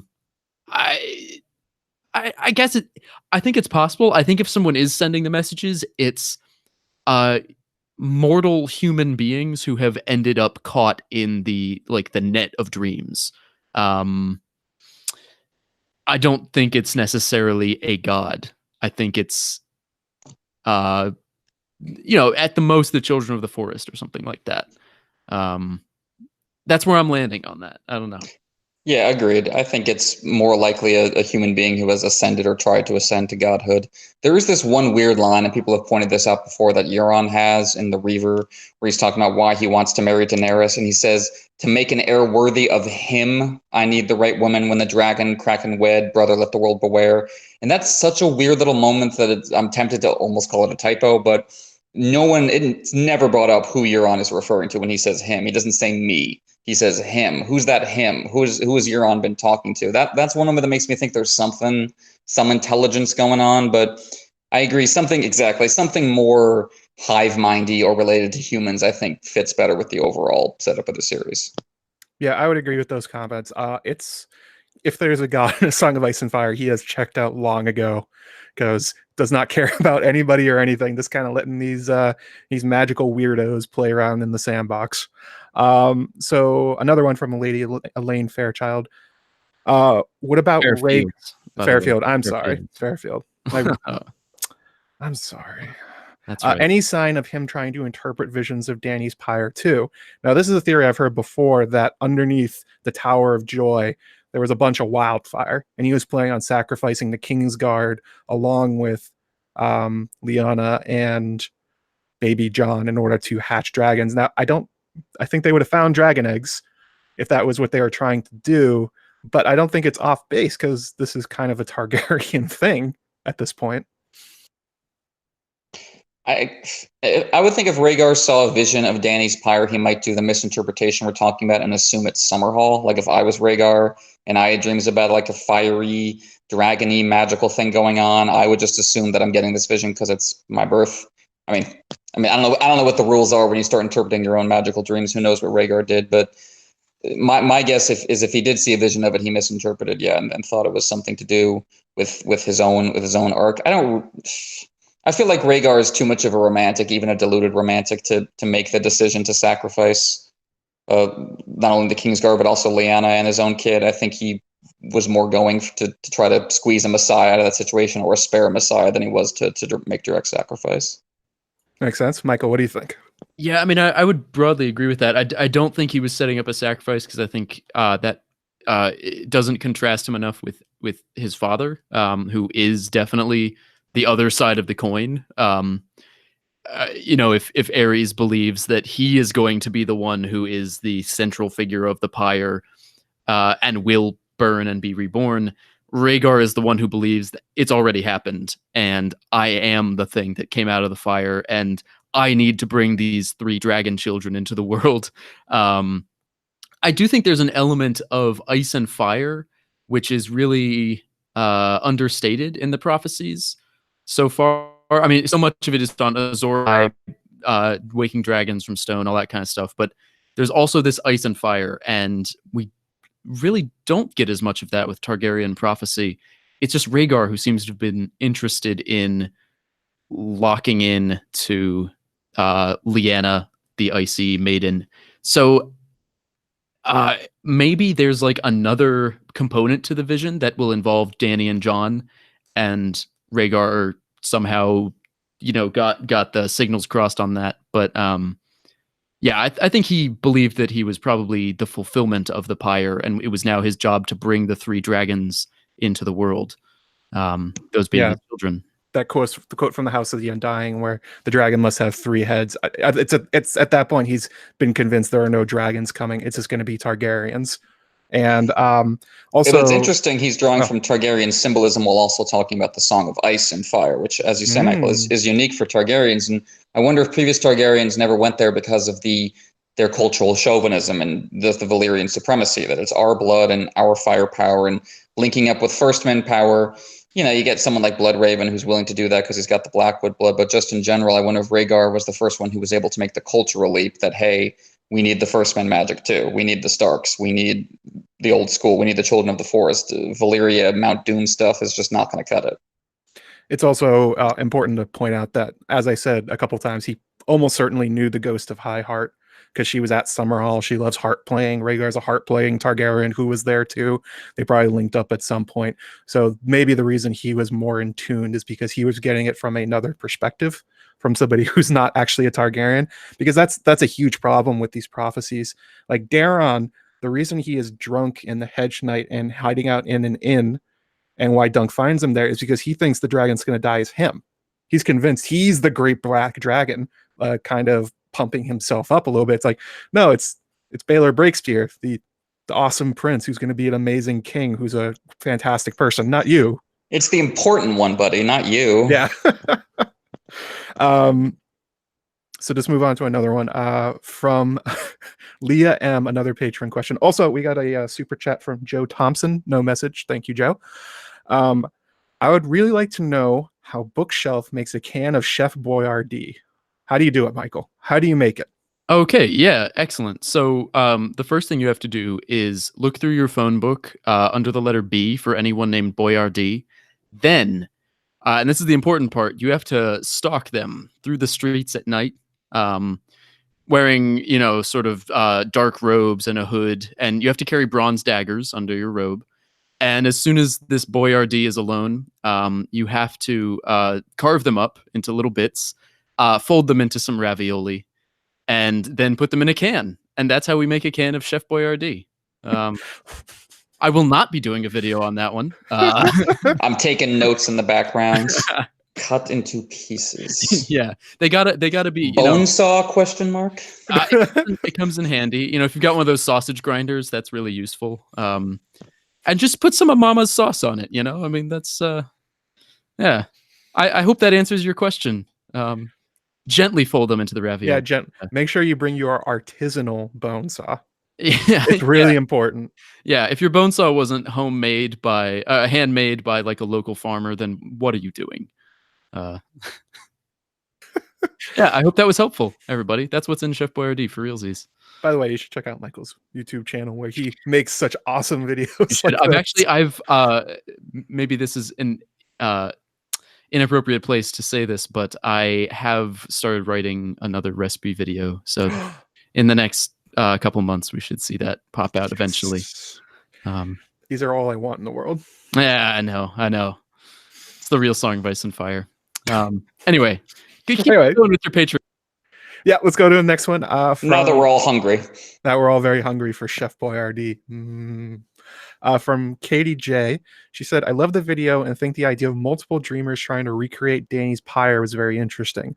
One aspect I didn't hear you mention is that it might have been present at Summerhall was a witch on the pyre like Miri. If Egg saw a witch in his dreams in addition to a king, a pregnant Targaryen girl, and dragon eggs, could that be the reason the ghost of High Heart or Jenny of Oldstones was present? I think that's a great catch that I didn't actually pick up on. But yeah, I think a lot of people forget that the ghost probably was actually there because she was part of King Jaehaerys' court. I think that's it. Jaehaerys the first. I mean Jaehaerys the second. I'm sorry. Wow. Most people think, a lot of people think she was Jenny of Oldstone's mother, and Jenny was part child, but she was definitely a part of Targaryen court at that time, and she talks about her experiences. So yeah, that could be Aegon was moving the pieces around like Aerys, trying to recreate what he was seeing. Well, that's the question. Is Jenny / the Ghost of High Heart in this situation, are they the Blood Raven, where they're the mentor guiding along the protagonist character to do the magic, or are they the Jojen? Are they the sacrifice? Are they the intermediate mentor who has to end up chewed up into paste in order for the protagonist to move forward? And yeah, I could definitely see that. I agree that the Ghost of High Heart was directly there at Summerhall when it went down. But I think I agree with you overall. I think there's more resonance with specifically Rhaegar being the intended sacrifice. Yeah, I like that idea though, as seeing sort of if they're getting these template visions with archetypes and things like that, seeing whatever an archetypical witch looks like in a dragon dream, seeing her at the event at the emergence of dragons, like, okay, yeah, maybe I have to burn this woods witch who prophesied that the prince who was promised would be born from the line of Ares and Rhaella. Yeah, why not? I don't know. I think that's a fair point. I mean, Miri is an element of the sacrifice of Dany's sacrifice, so it would make sense that she might pop up throughout visions if people are having visions of this sacrifice. For sure. Also, the idea that there's a weird connection between Dunk, Jaime, and Jorah, where each of them tries to stop the Mad Monarch from doing the thing. It appears Dunk and Jaime followed through and stopped the Mad Monarch from the Pyre scene, but Jorah just let his Mad Targaryen monarch go through, and it's actually called out. Miri does call her mad right before it happens. So I think it's like a direct resonance from George, thinking about the archetypal characters and the way he's moving around like little figures on the board. That's a really interesting point about the individual, the knight who is supposed to stop the sacrifice. I don't have much to add to that beyond, like, I like that the Jaime, Dunk, Jorah through line. And weirdly enough, that's actually how I would have to rank the three of them in terms of attractiveness as well. Jaime, Dunk, and then Jorah.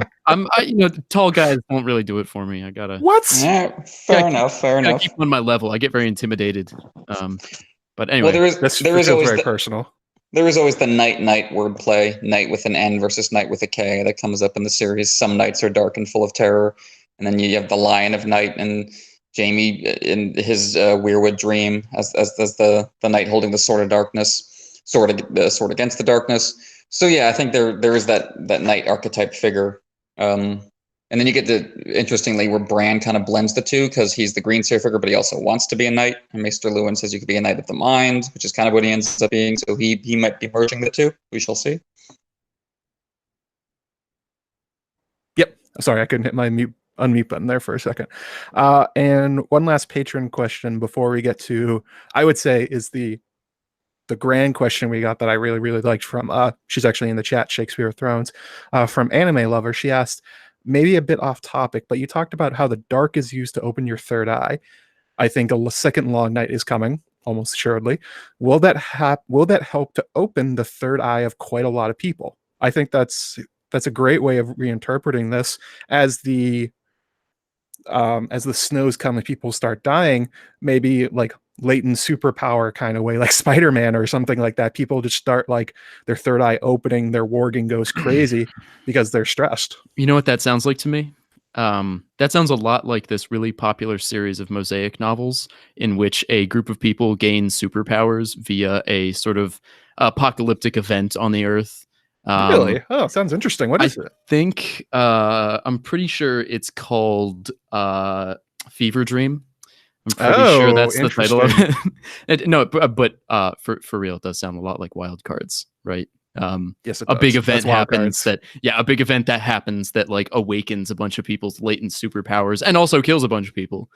That I probably have more constructive things to say, but I'll let someone else go, because that was I don't know. It's too spicy. You're up, Egmont.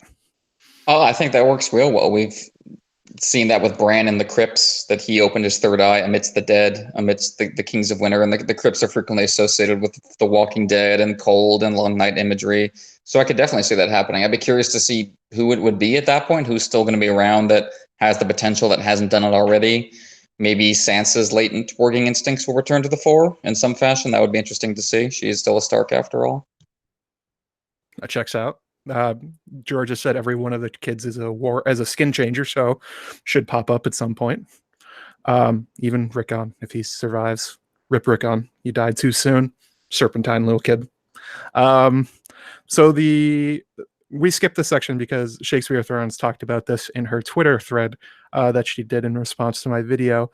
But the too long didn't read version of that is she's talking about the wildfire and how the story of the Pyre probably isn't over. Much in the way I was talking about with Daenerys and the dragons returning. It doesn't have to just come true once.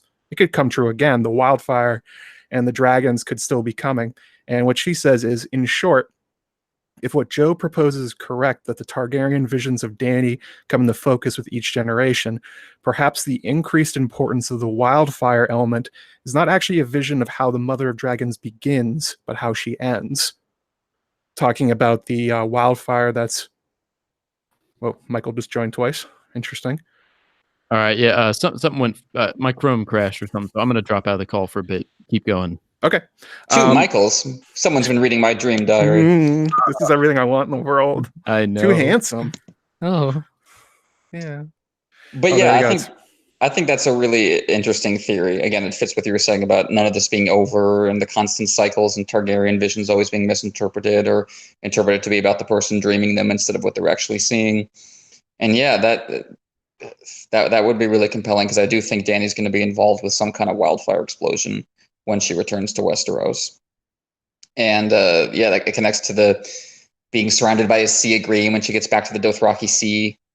And how Arianne describes when she gets to the Rainwood in her released Winds of Winter chapter, and that the very air smelled green, so she might be walking into that particular apocalyptic explosion on Dany's part. So yeah, I like that theory a lot. It also works well with I think Josh or Jash 7.34 on Twitter. He this was a question I got quite a lot, was the Pyre isn't green, so why are they all choosing wildfire when it is clearly green? It seems like a problem. Well, like you were talking about, the destruction of King's Landing is Old Town being sacked by Euron is big enough that people are dreaming about it across the world. If King's Landing goes up and 500,000 people die, it will be like Yoda or Obi-Wan saying, like, I felt a great disturbance in the Force. Like, that could still be coming. They could be merging at the same time, especially as Dany's probably involved with both. What do you think, Michael? That all sounded great. Everything I heard of that sounded amazing. No, for real, I just popped back in, so I missed like everything. But no, I mean, I do agree that with the Obi-Wan comparison at the very least, because like I think that's exactly what is happening with those big awful events, right? Is that everybody feels it, everybody gets that blowback.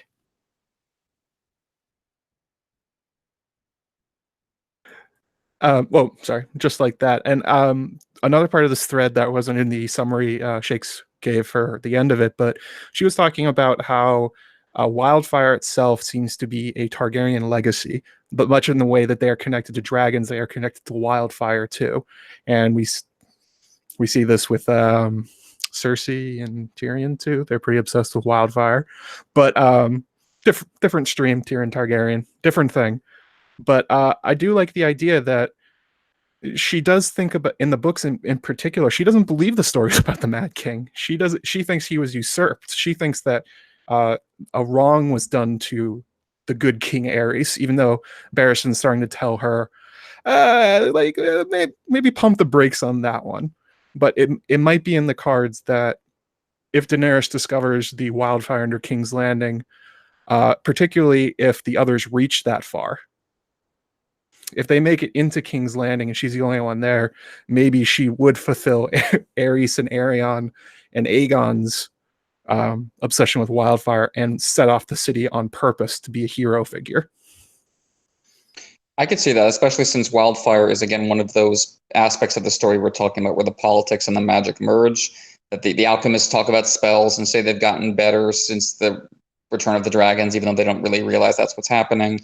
But on the other hand, they're also a kind of mundane weapon of war compared to the dragons, who are obviously fully fantasy creatures. The wildfire is something you put in a pot and soldiers practice with and use on catapults. So it's a way of reinterpreting that power in a more political military sense. And so I agree that is definitely a huge part of Targaryen legacy. So while there are, of course, strong links between Wildfire and Cersei, both in books and show, I do think Dany has to be involved in that in some capacity.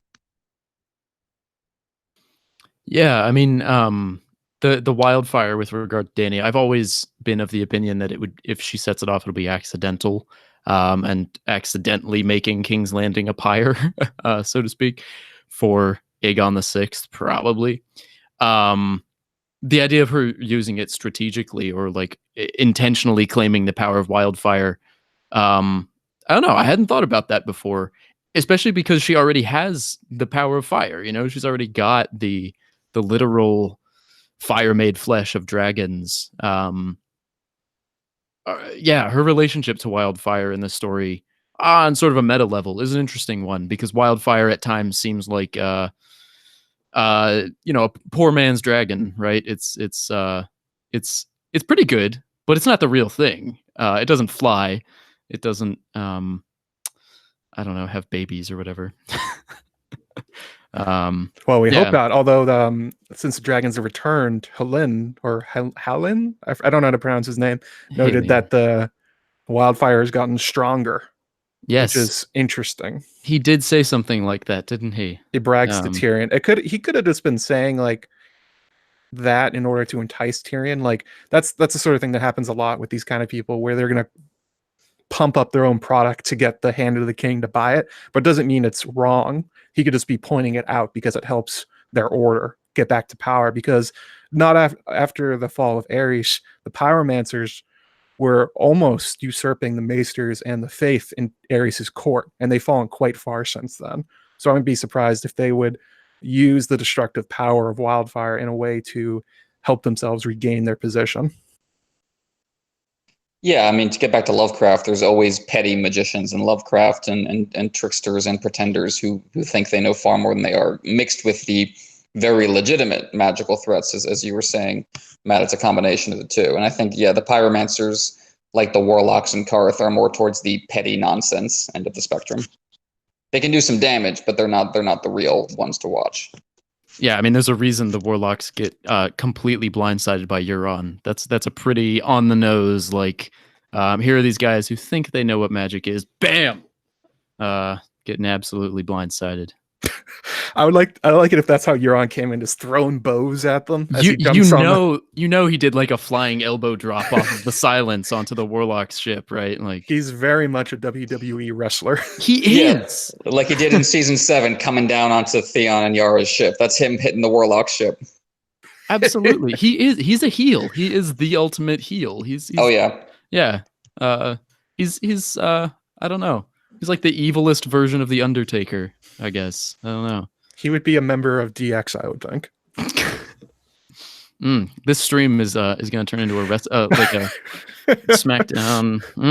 We're not going down that path. Welcome to the Wrestling Twin Peaks stream. That would be. I would just listen to that once to see how would you link it together. That'd be incredible.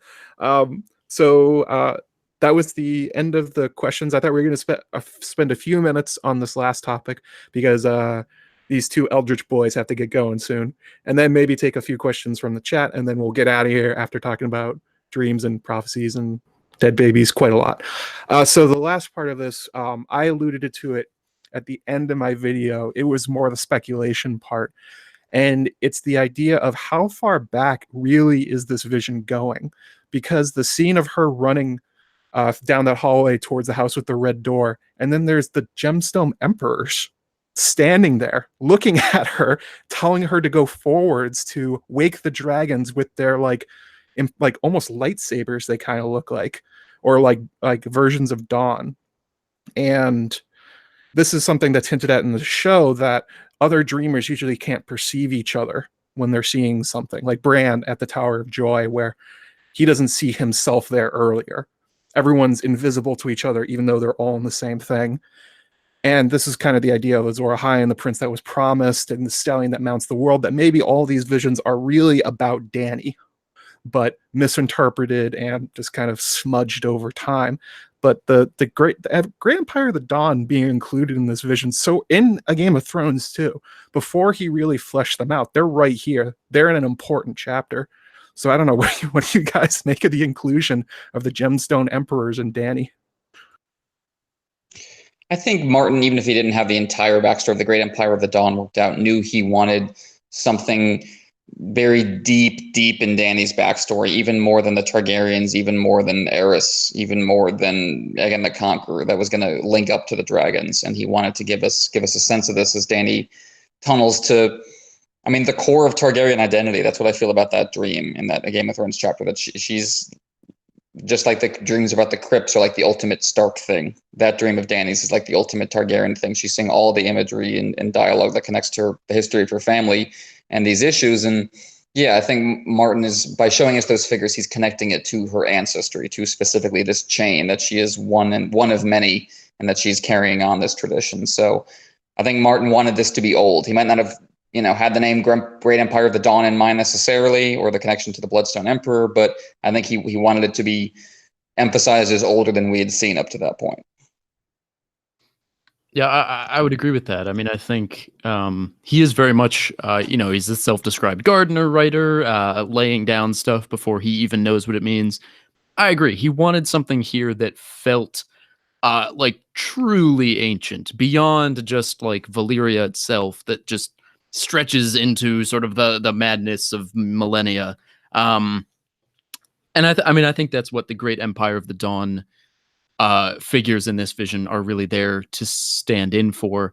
I would be shocked if he didn't go back when he was writing The World of Ice and Fire to that passage and pick out one-to-one the gemstones and the names to make sure he was lining it up right. Like I'm sure as he was fleshing out the idea, like, oh yeah, maybe there was this ancient empire. All right, got to grab those guys from Dany's vision, because that's what I had. That's the through line. That's the connection.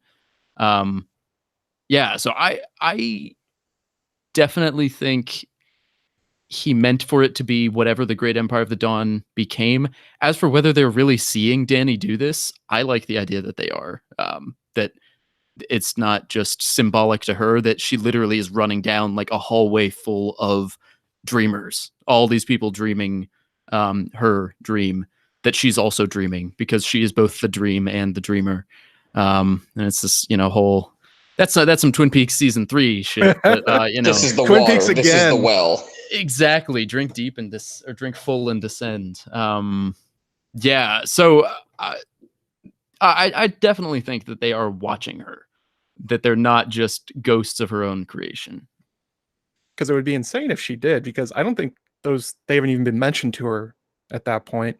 And I don't even know where she would come with those images. If they're not real, I don't know. I don't have an explanation for how she perceived them, because if she was dreaming about old Targaryen kings, just make all their eyes purple like she knows they are. I don't know, Emma, do you think this is real? Do you think that really happened, or you think that's a fiction of a fever dream kind of thing? I mean, the idea of collective unconsciousness and those kind of ideas seeping down through generations happens a couple times in the Song of Ice and Fire, and the idea that you're just building on the bones of your ancestors. Like, I think about the Golden Company and the skulls they're going to carry before them to Westeros, and that kind of reminds me of this. So I think it is a genuine connection she's making there, building on her previous dragon dreams. And maybe Mirri Maz Duur's blood magic like blew open a door inside her, or made this connection stronger than it previously was, and just kind of they're like a radiation kind of way. Just the overall effect weakened the barrier between Dany's present and past, so to speak. I think that's a great point. I didn't think about the idea of like a portal being opened at this moment. If you guys go back and watch the video at some point, you'll see the title card Sanrixian for me has all the people in the background, and the way I was thinking about it in my head is not just like the 10 or 20 that are there, but just like if you think about the pyre, just an endless amount of people standing around it, all looking at her. Like she's in the center of a gigantic stadium, like a world-sized stadium. Everyone's seeing her, but some of them are really far back. Some of them are in the cheap seats, and they can't really understand what they're seeing. The ones right up front, people like Aerys and Aegon, they'd be standing right there, or Daron, and they seem to be getting a much clearer understanding of what they're seeing.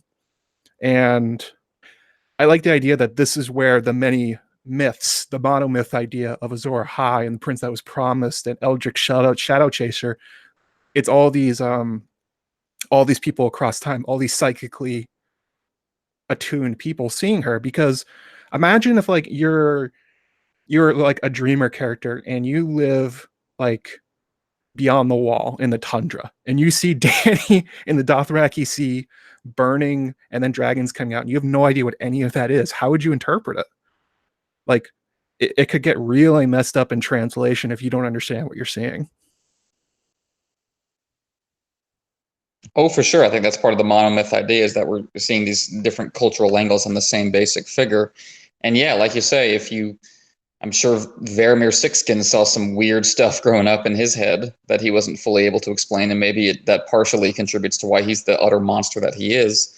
So yeah, I think you would have to frame it in a specific context, and I think you see that, of course, with the Dosh Khaleen as well when they make their prophecy in the Game of Thrones. That's a good connection to the Dosh Khaleen, because they see the stallion that will mount the world and all that, and they are seeing that figure before them. They just assume that it's the male baby inside of Dany, because there's no way it could be Dany. In the same way, no one ever looked for a girl. Yep. In the same way, Melisandre sees Jon Snow when she's looking for Azor Ahai, and she's like, "No, it can't be Jon Snow. Next, please, like move that slide over so I can see the real one." The Dosh Khaleen could be getting the same kind of confirmation bias going on there. Yeah. Okay, so we're all in pretty much agreement here that the Gemstone Emperors probably were there, and that like surrounding Dany probably was like 100,000 dreamers all seeing the same thing, but not understanding really what they're seeing. So that's good. Cool. Convinced you guys. That worked out pretty well. So I wanted to open up this last part of the stream to questions from the chat. Anything we didn't get so far, burning questions, especially about what we just talked about. You guys keep your eyes open, see if you can find some, or if you have some from earlier that you saw that you want to bring up, now would be a pretty good time for that. I'm gonna check, see if I got any super chats. Hang on a second. Yeah, sure. Sorry, I'm just shit posting in your chat as is usual. As is usual. I feel like there was a question in or a comment in the doc that we missed at some point, but I skipped a couple. Susan asked hers in the in a super chat thing. Sorry. Yeah. There was the one. Did we talk about the one about the prequel series at all? Oh no, we didn't. So that question is from Carrie Dana. This was in my YouTube comments, I think, or it might have been Twitter. I forget which one. How will this play a part in the prequel? Because the history of Game of Thrones in season 8, because there's so much we don't know about what they're covering. Do you think like, will they have a scene in The Long Night where somebody sees a girl on the pyre and like wildly misinterprets it? That would be cool. I think they're not going to be able to resist making some connections when we get to that prequel series, and I would love if we had some connection there. Thinking about even the shadows Miri Mazdur was dancing with in the tent, the Burning Man and the wolf, as they're described by Daenerys, and whether those are literal gods or just visions of Stark and Targaryen archetypes or R'hllor archetypes. So yeah, I would love if something like that happened in the prequels for sure.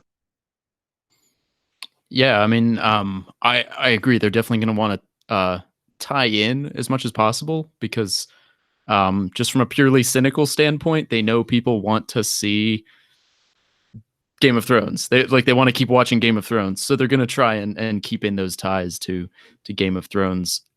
It would be really fun if we get a shot of like a red wizard or something looking into the flames, and they see like a clip of season 1 or so, like a very fuzzy, distorted shot of Dany stepping into the fire or something like that. I think that would be really fun. Yeah.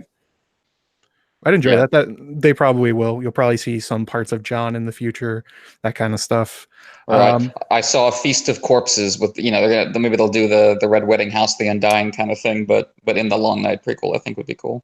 Yeah, that would make sense. I mean, I think if you're doing a prequel, you've almost got a couple of like that, or a couple of those. If you have prophecy and fantasy magic, you gotta throw in a few. Like, oh, I see Emilia Clarke. Like, you gotta have a couple.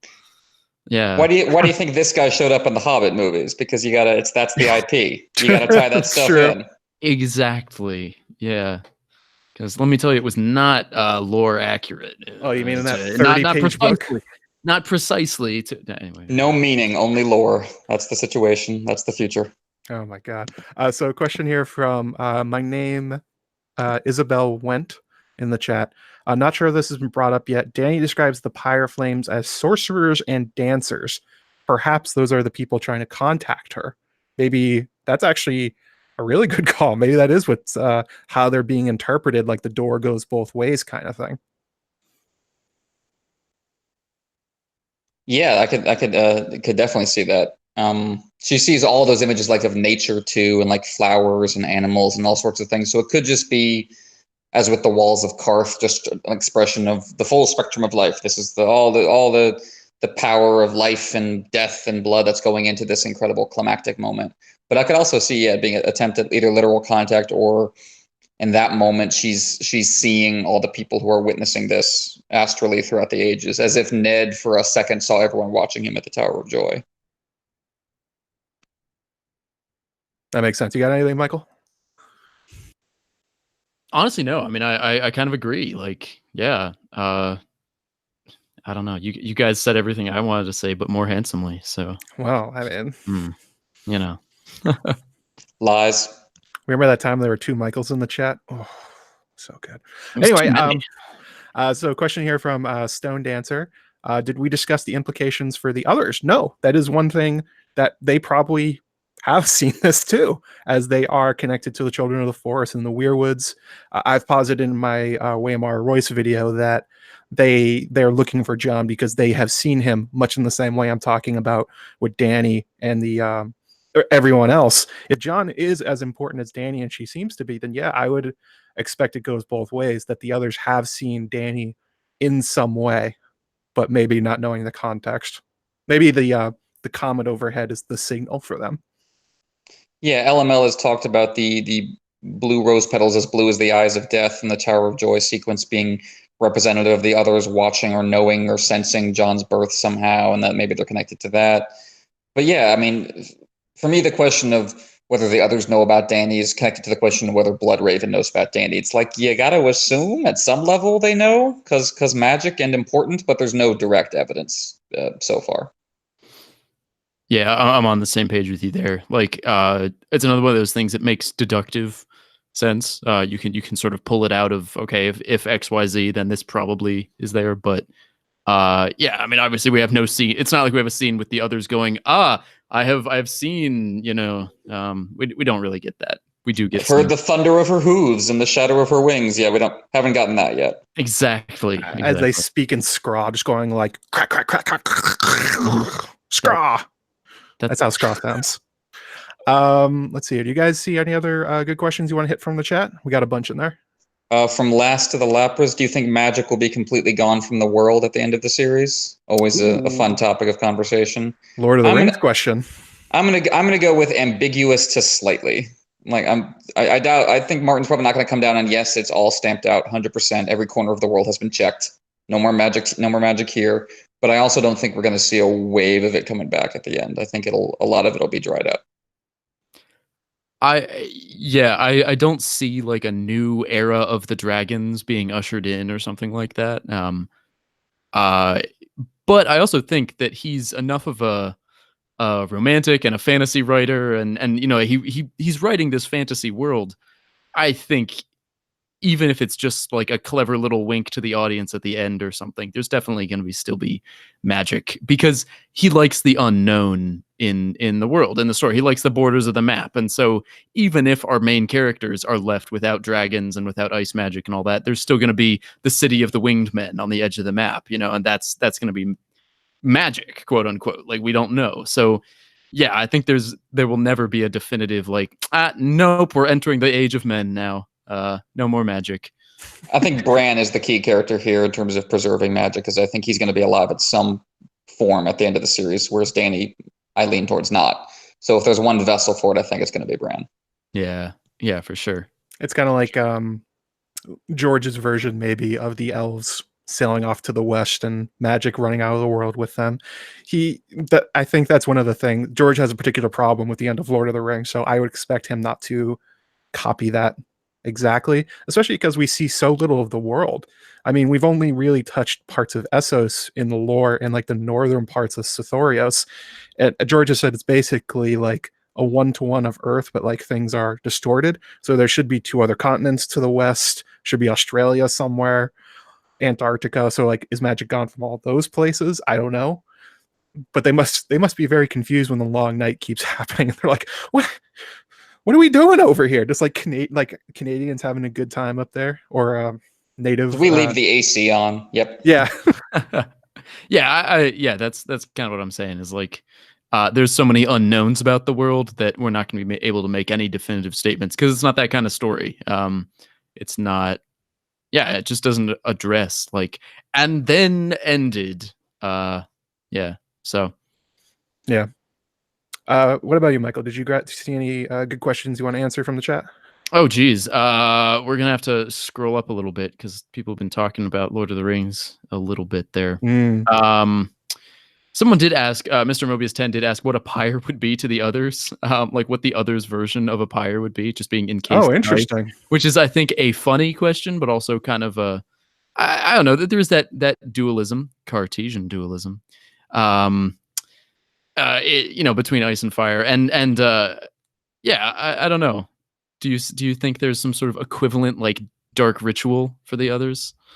I would say it's the Heart of Winter that Bran saw. That's probably their version, especially if it's a like the Black Stone from the Bloodstone Emperor, or like some kind of Whisper Jewel thing that's at the Heart of Winter. They probably have their own version. Do you think?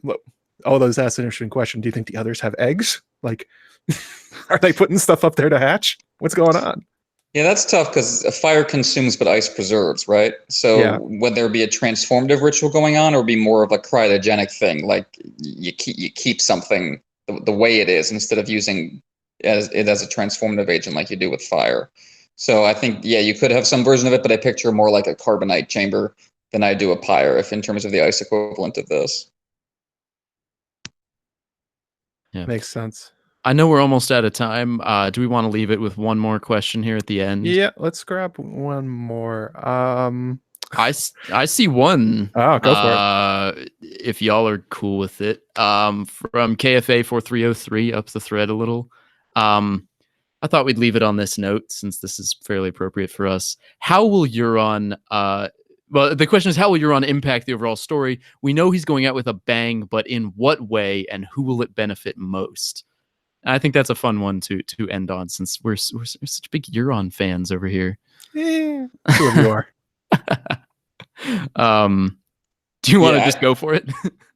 I think he's going to bring down the wall. I think that's what ultimately links Euron to the larger goings on. You were talking about Melisandre's vision of the towers by the sea coming under attack from something below the water, and she specifically says that is where the heaviest blow will fall, as in the heaviest blow in the fight for the dawn and the second long night, which makes me think that's where the wall comes down.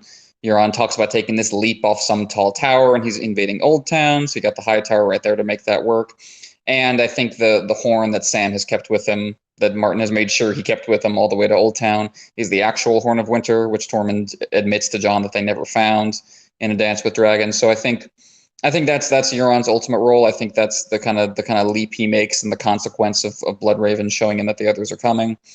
I don't think it benefits anybody except the others, including him long term. I think once Euron hits that peak, I think he's going to get rapidly beat up by pretty much everybody at once on every level.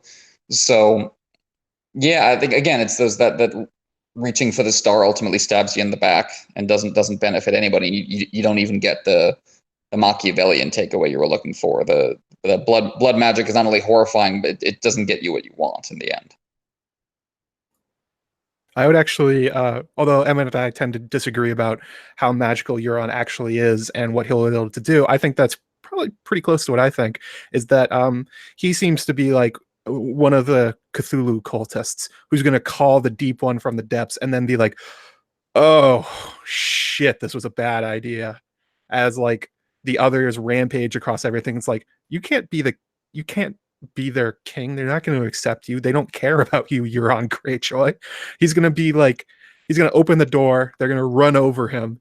And then he's going to be like, ah, shit. Well, that was a waste of time, I guess. Yeah, the others aren't looking for allies. They're looking for servants. They're looking for slaves. They're not looking for. They're not looking to make friends, and they're not looking for a new leader. So I think Euron's going to figure that out pretty quick. Absolutely, they're looking for more chattel, more blood for the blood god, skulls for the skull throne. Right, they're like him. He's trying to imitate them and the Valyrians at some level, but you just again, not good enough, man. You can't beat them at their own game. Exactly. Yeah. I mean, I do agree with you guys. I think him bringing down the wall is a pretty solidly built up thing here, as sort of a herald of the end times. He's so associated with horns and all that. I do like the idea. I think this might have even been something new suggested back in the day, Emmett, but the idea that he's going to go down over the God's Eye fighting with Dany on Dragonback or something like that. Yeah, I do like Dany that. Who knows if we'll get that far, but yeah, I would love that. Like the connection between God's Eye and Crow's Eyes just struck me, especially since Euron is trying to be a god. There's the Aemond One Eye stuff that, of course, happened over that lake. There's the connection to Harrenhal, which is also where another Ironborn rose too high and got taken down by a Targaryen. There's a lot of stuff that works for me there. Yeah. There's so much cool stuff, and an idea that's been talked about on a lot of other casts and streams is the idea that Fire and Blood and all that is George testing out some scenes and some ideas that may come into play later. So yeah, the Aemond One Eye stuff, the fight over the God's Eye, he so commits to that and so loves the like cool imagery of it. It would not be too surprising to see him write the full-bodied version of that in the main series, I think. Right, exactly. Like I think one of the easiest one-to-ones he's done from Fire and Blood to what's coming in Winds of Winter is Lair Strong and Varys, where the Master of Whispers goes underground and starts killing people, and then he makes King's Landing like inflame itself and start destroying itself until Cregan shows up, basically, and he's like, hey guys, what's going on? I got everything ready for you. And then Cregan kills him anyway. That's probably gonna be Dany because she hates the spider. But so that's about it for us tonight. I got a few things we're going to talk about. Then we're going to do you guys are going to do all your plugs, and then we'll get going tonight. So the first thing, again, thank you for everyone that sent in a super chat tonight. Hopefully at some point I'll be able to send those through YouTube instead of through PayPal, because this is weird and awkward. But again, thank you for everybody that sent them. Also to all my patrons and those of you that showed up, and the great questions you gave us to talk about made the stream a lot better than just me talking about the things I'm interested in, because I already did that. I need you guys to give back in order to make these things interesting. Also, if anybody noticed, I recently hit 5,000 subscribers, well on my way to 6,000 from this recent video and stream. So I've decided what I'm going to do for that. Something special. I'm going to do a Ask Me Anything video, basically. You guys can send me any question within reason, and I will answer it and put them all up as one video. And they'll be on YouTube, not on Patreon or anything. So any theories you got, my best kind of beer, who's handsomer, Michael or Emmett, all these things are on the table. I'll set up a place you guys can send these. Maybe my email, Twitter. I'll find different ways to do it. Take some, it'll be a fun video. And then coming up next, Crowfood's daughter in the chat. We are working on another dual project. I'm going to be writing a history of House Strong, and she's going to be talking about Lucamore the Lusty and her great theory about how he connects to Dunk and all of his other descendants. I'm going to be looking more at the history of House Strong, where they came from, what their sigil means, who they're connected to, because you guys noticed House Strong showed up in force in Fire and Blood. They got as much screen time as like the Velaryons and not the Targaryens, but like major house that George has on his mind. So I'm going to look at what's going on there with these characters and I have some good tinfoil in mind. I think it's going to be pretty fun when I unveil. It should be a good one. Naturally. That sounds great. Yep. And then after that, I got a whole list of ideas. So we'll be doing that, especially as the show starts coming up. So remember, 5,000 subscriber Q&A. I'll set up a place you guys can send me things. So why don't you guys plug your stuff and we'll get out of here. Emmett, go first. Okay, so you can find me at PoorQuentyn on Twitter. I'm half of NotaCast, A Song of Ice and Fire, along with Jeff Hartline, aka BryndenBFish. So you can find that at NotaCast ASOIAF on Twitter. You can shoot us an email at notacastasoiaf@gmail.com, and check us out on Podbean and SoundCloud and iTunes and wherever your fine podcasts are found. And I'm also, still on Tumblr, technically, at PoorQuentyn.tumblr.com, although I don't post much there anymore. All right. And I think we're doing something soon for NotaCast, right? Yeah, I'm not sure when exactly. Yeah. So sometime in the future. We'll make the announcement when we got a good date. Yep. And Michael, why don't you go ahead? Okay, excellent. Well, as always, you can find me on Maester Monthly. We have a YouTube channel. We're on iTunes, Google Play, Stitcher, Acast. I think we're on Podbean as well, maybe. Yeah, I'm pretty sure. I'm the one who uploads them, so I should probably know that. But you can find Maester Monthly, which is a pseudo-monthly podcast hosted by the moderator of the Song of Ice and Fire subreddit. We talk about the best Reddit posts, all that. You can also find my blog what's the URL? offmichaelsbookshelf.wordpress.com. I'm good at this. Where you can find all the essays I've written. I also have archived all my best Reddit posts and essays as well. Because some stuff I wrote for Reddit and not on my blog. And of course, you can find my YouTube channel, Bookshelf Studios, where I have some great recipe videos and just, really, really high quality stuff. Don't watch any of the Let's Plays I did when I was in high school that I haven't taken down because I refuse to delete old content. Don't watch any of those. And I will probably have another recipe video coming out in the next few months. So keep your peepers peeled for the next recipe. Yeah. Mm-hmm. And Maester Monthly. And Maester Monthly. We're going to be doing another one soon. We will. We're going to be doing a best of 2018 roundup episode. And maybe get some of our new mods on there if they're willing. We'll see. So I'll finish off with mine. Obviously, here on my YouTube channel, like, comment, subscribe, share, all the things. You can hit the little bell button so that YouTube sends you push notifications when stuff shows up. You can also find audio versions of all the videos and streams I make. They go to iTunes, Google Play, Podbean. I'm going to try and get Spotify soon. I think that's pretty easy. So if you don't have time to watch a 45-minute video or a 2-hour live stream, you can just listen to them. So that's nice. Everything also gets cross-posted to my blog, clankingdragon.wordpress.com. Twitter, JoeMagician42. I do have an Instagram. I don't post much there. If you want to see because I got a haircut, as you guys can tell. I posted a before and after today, so that was pretty handsome of me. What else? Obviously, Song of Ice and Fire subreddit and Maester Monthly. Watchers on the Wall. They're having a lot of good content coming out as the show gets closer. I think also Con of Thrones, they recently announced Mr. Jaime Lannister himself will be showing up, so you can bask in his handsomeness, which I will be doing for pretty much the whole time, just like walking behind him, like I tried to do to Esme, but didn't work. Anyway, so thanks everybody for coming. It was really great that you all showed up on a Monday night for talking about dreams and dragons and lots of dead babies and all that other kind of stuff. I'll see you next time. Thanks for coming.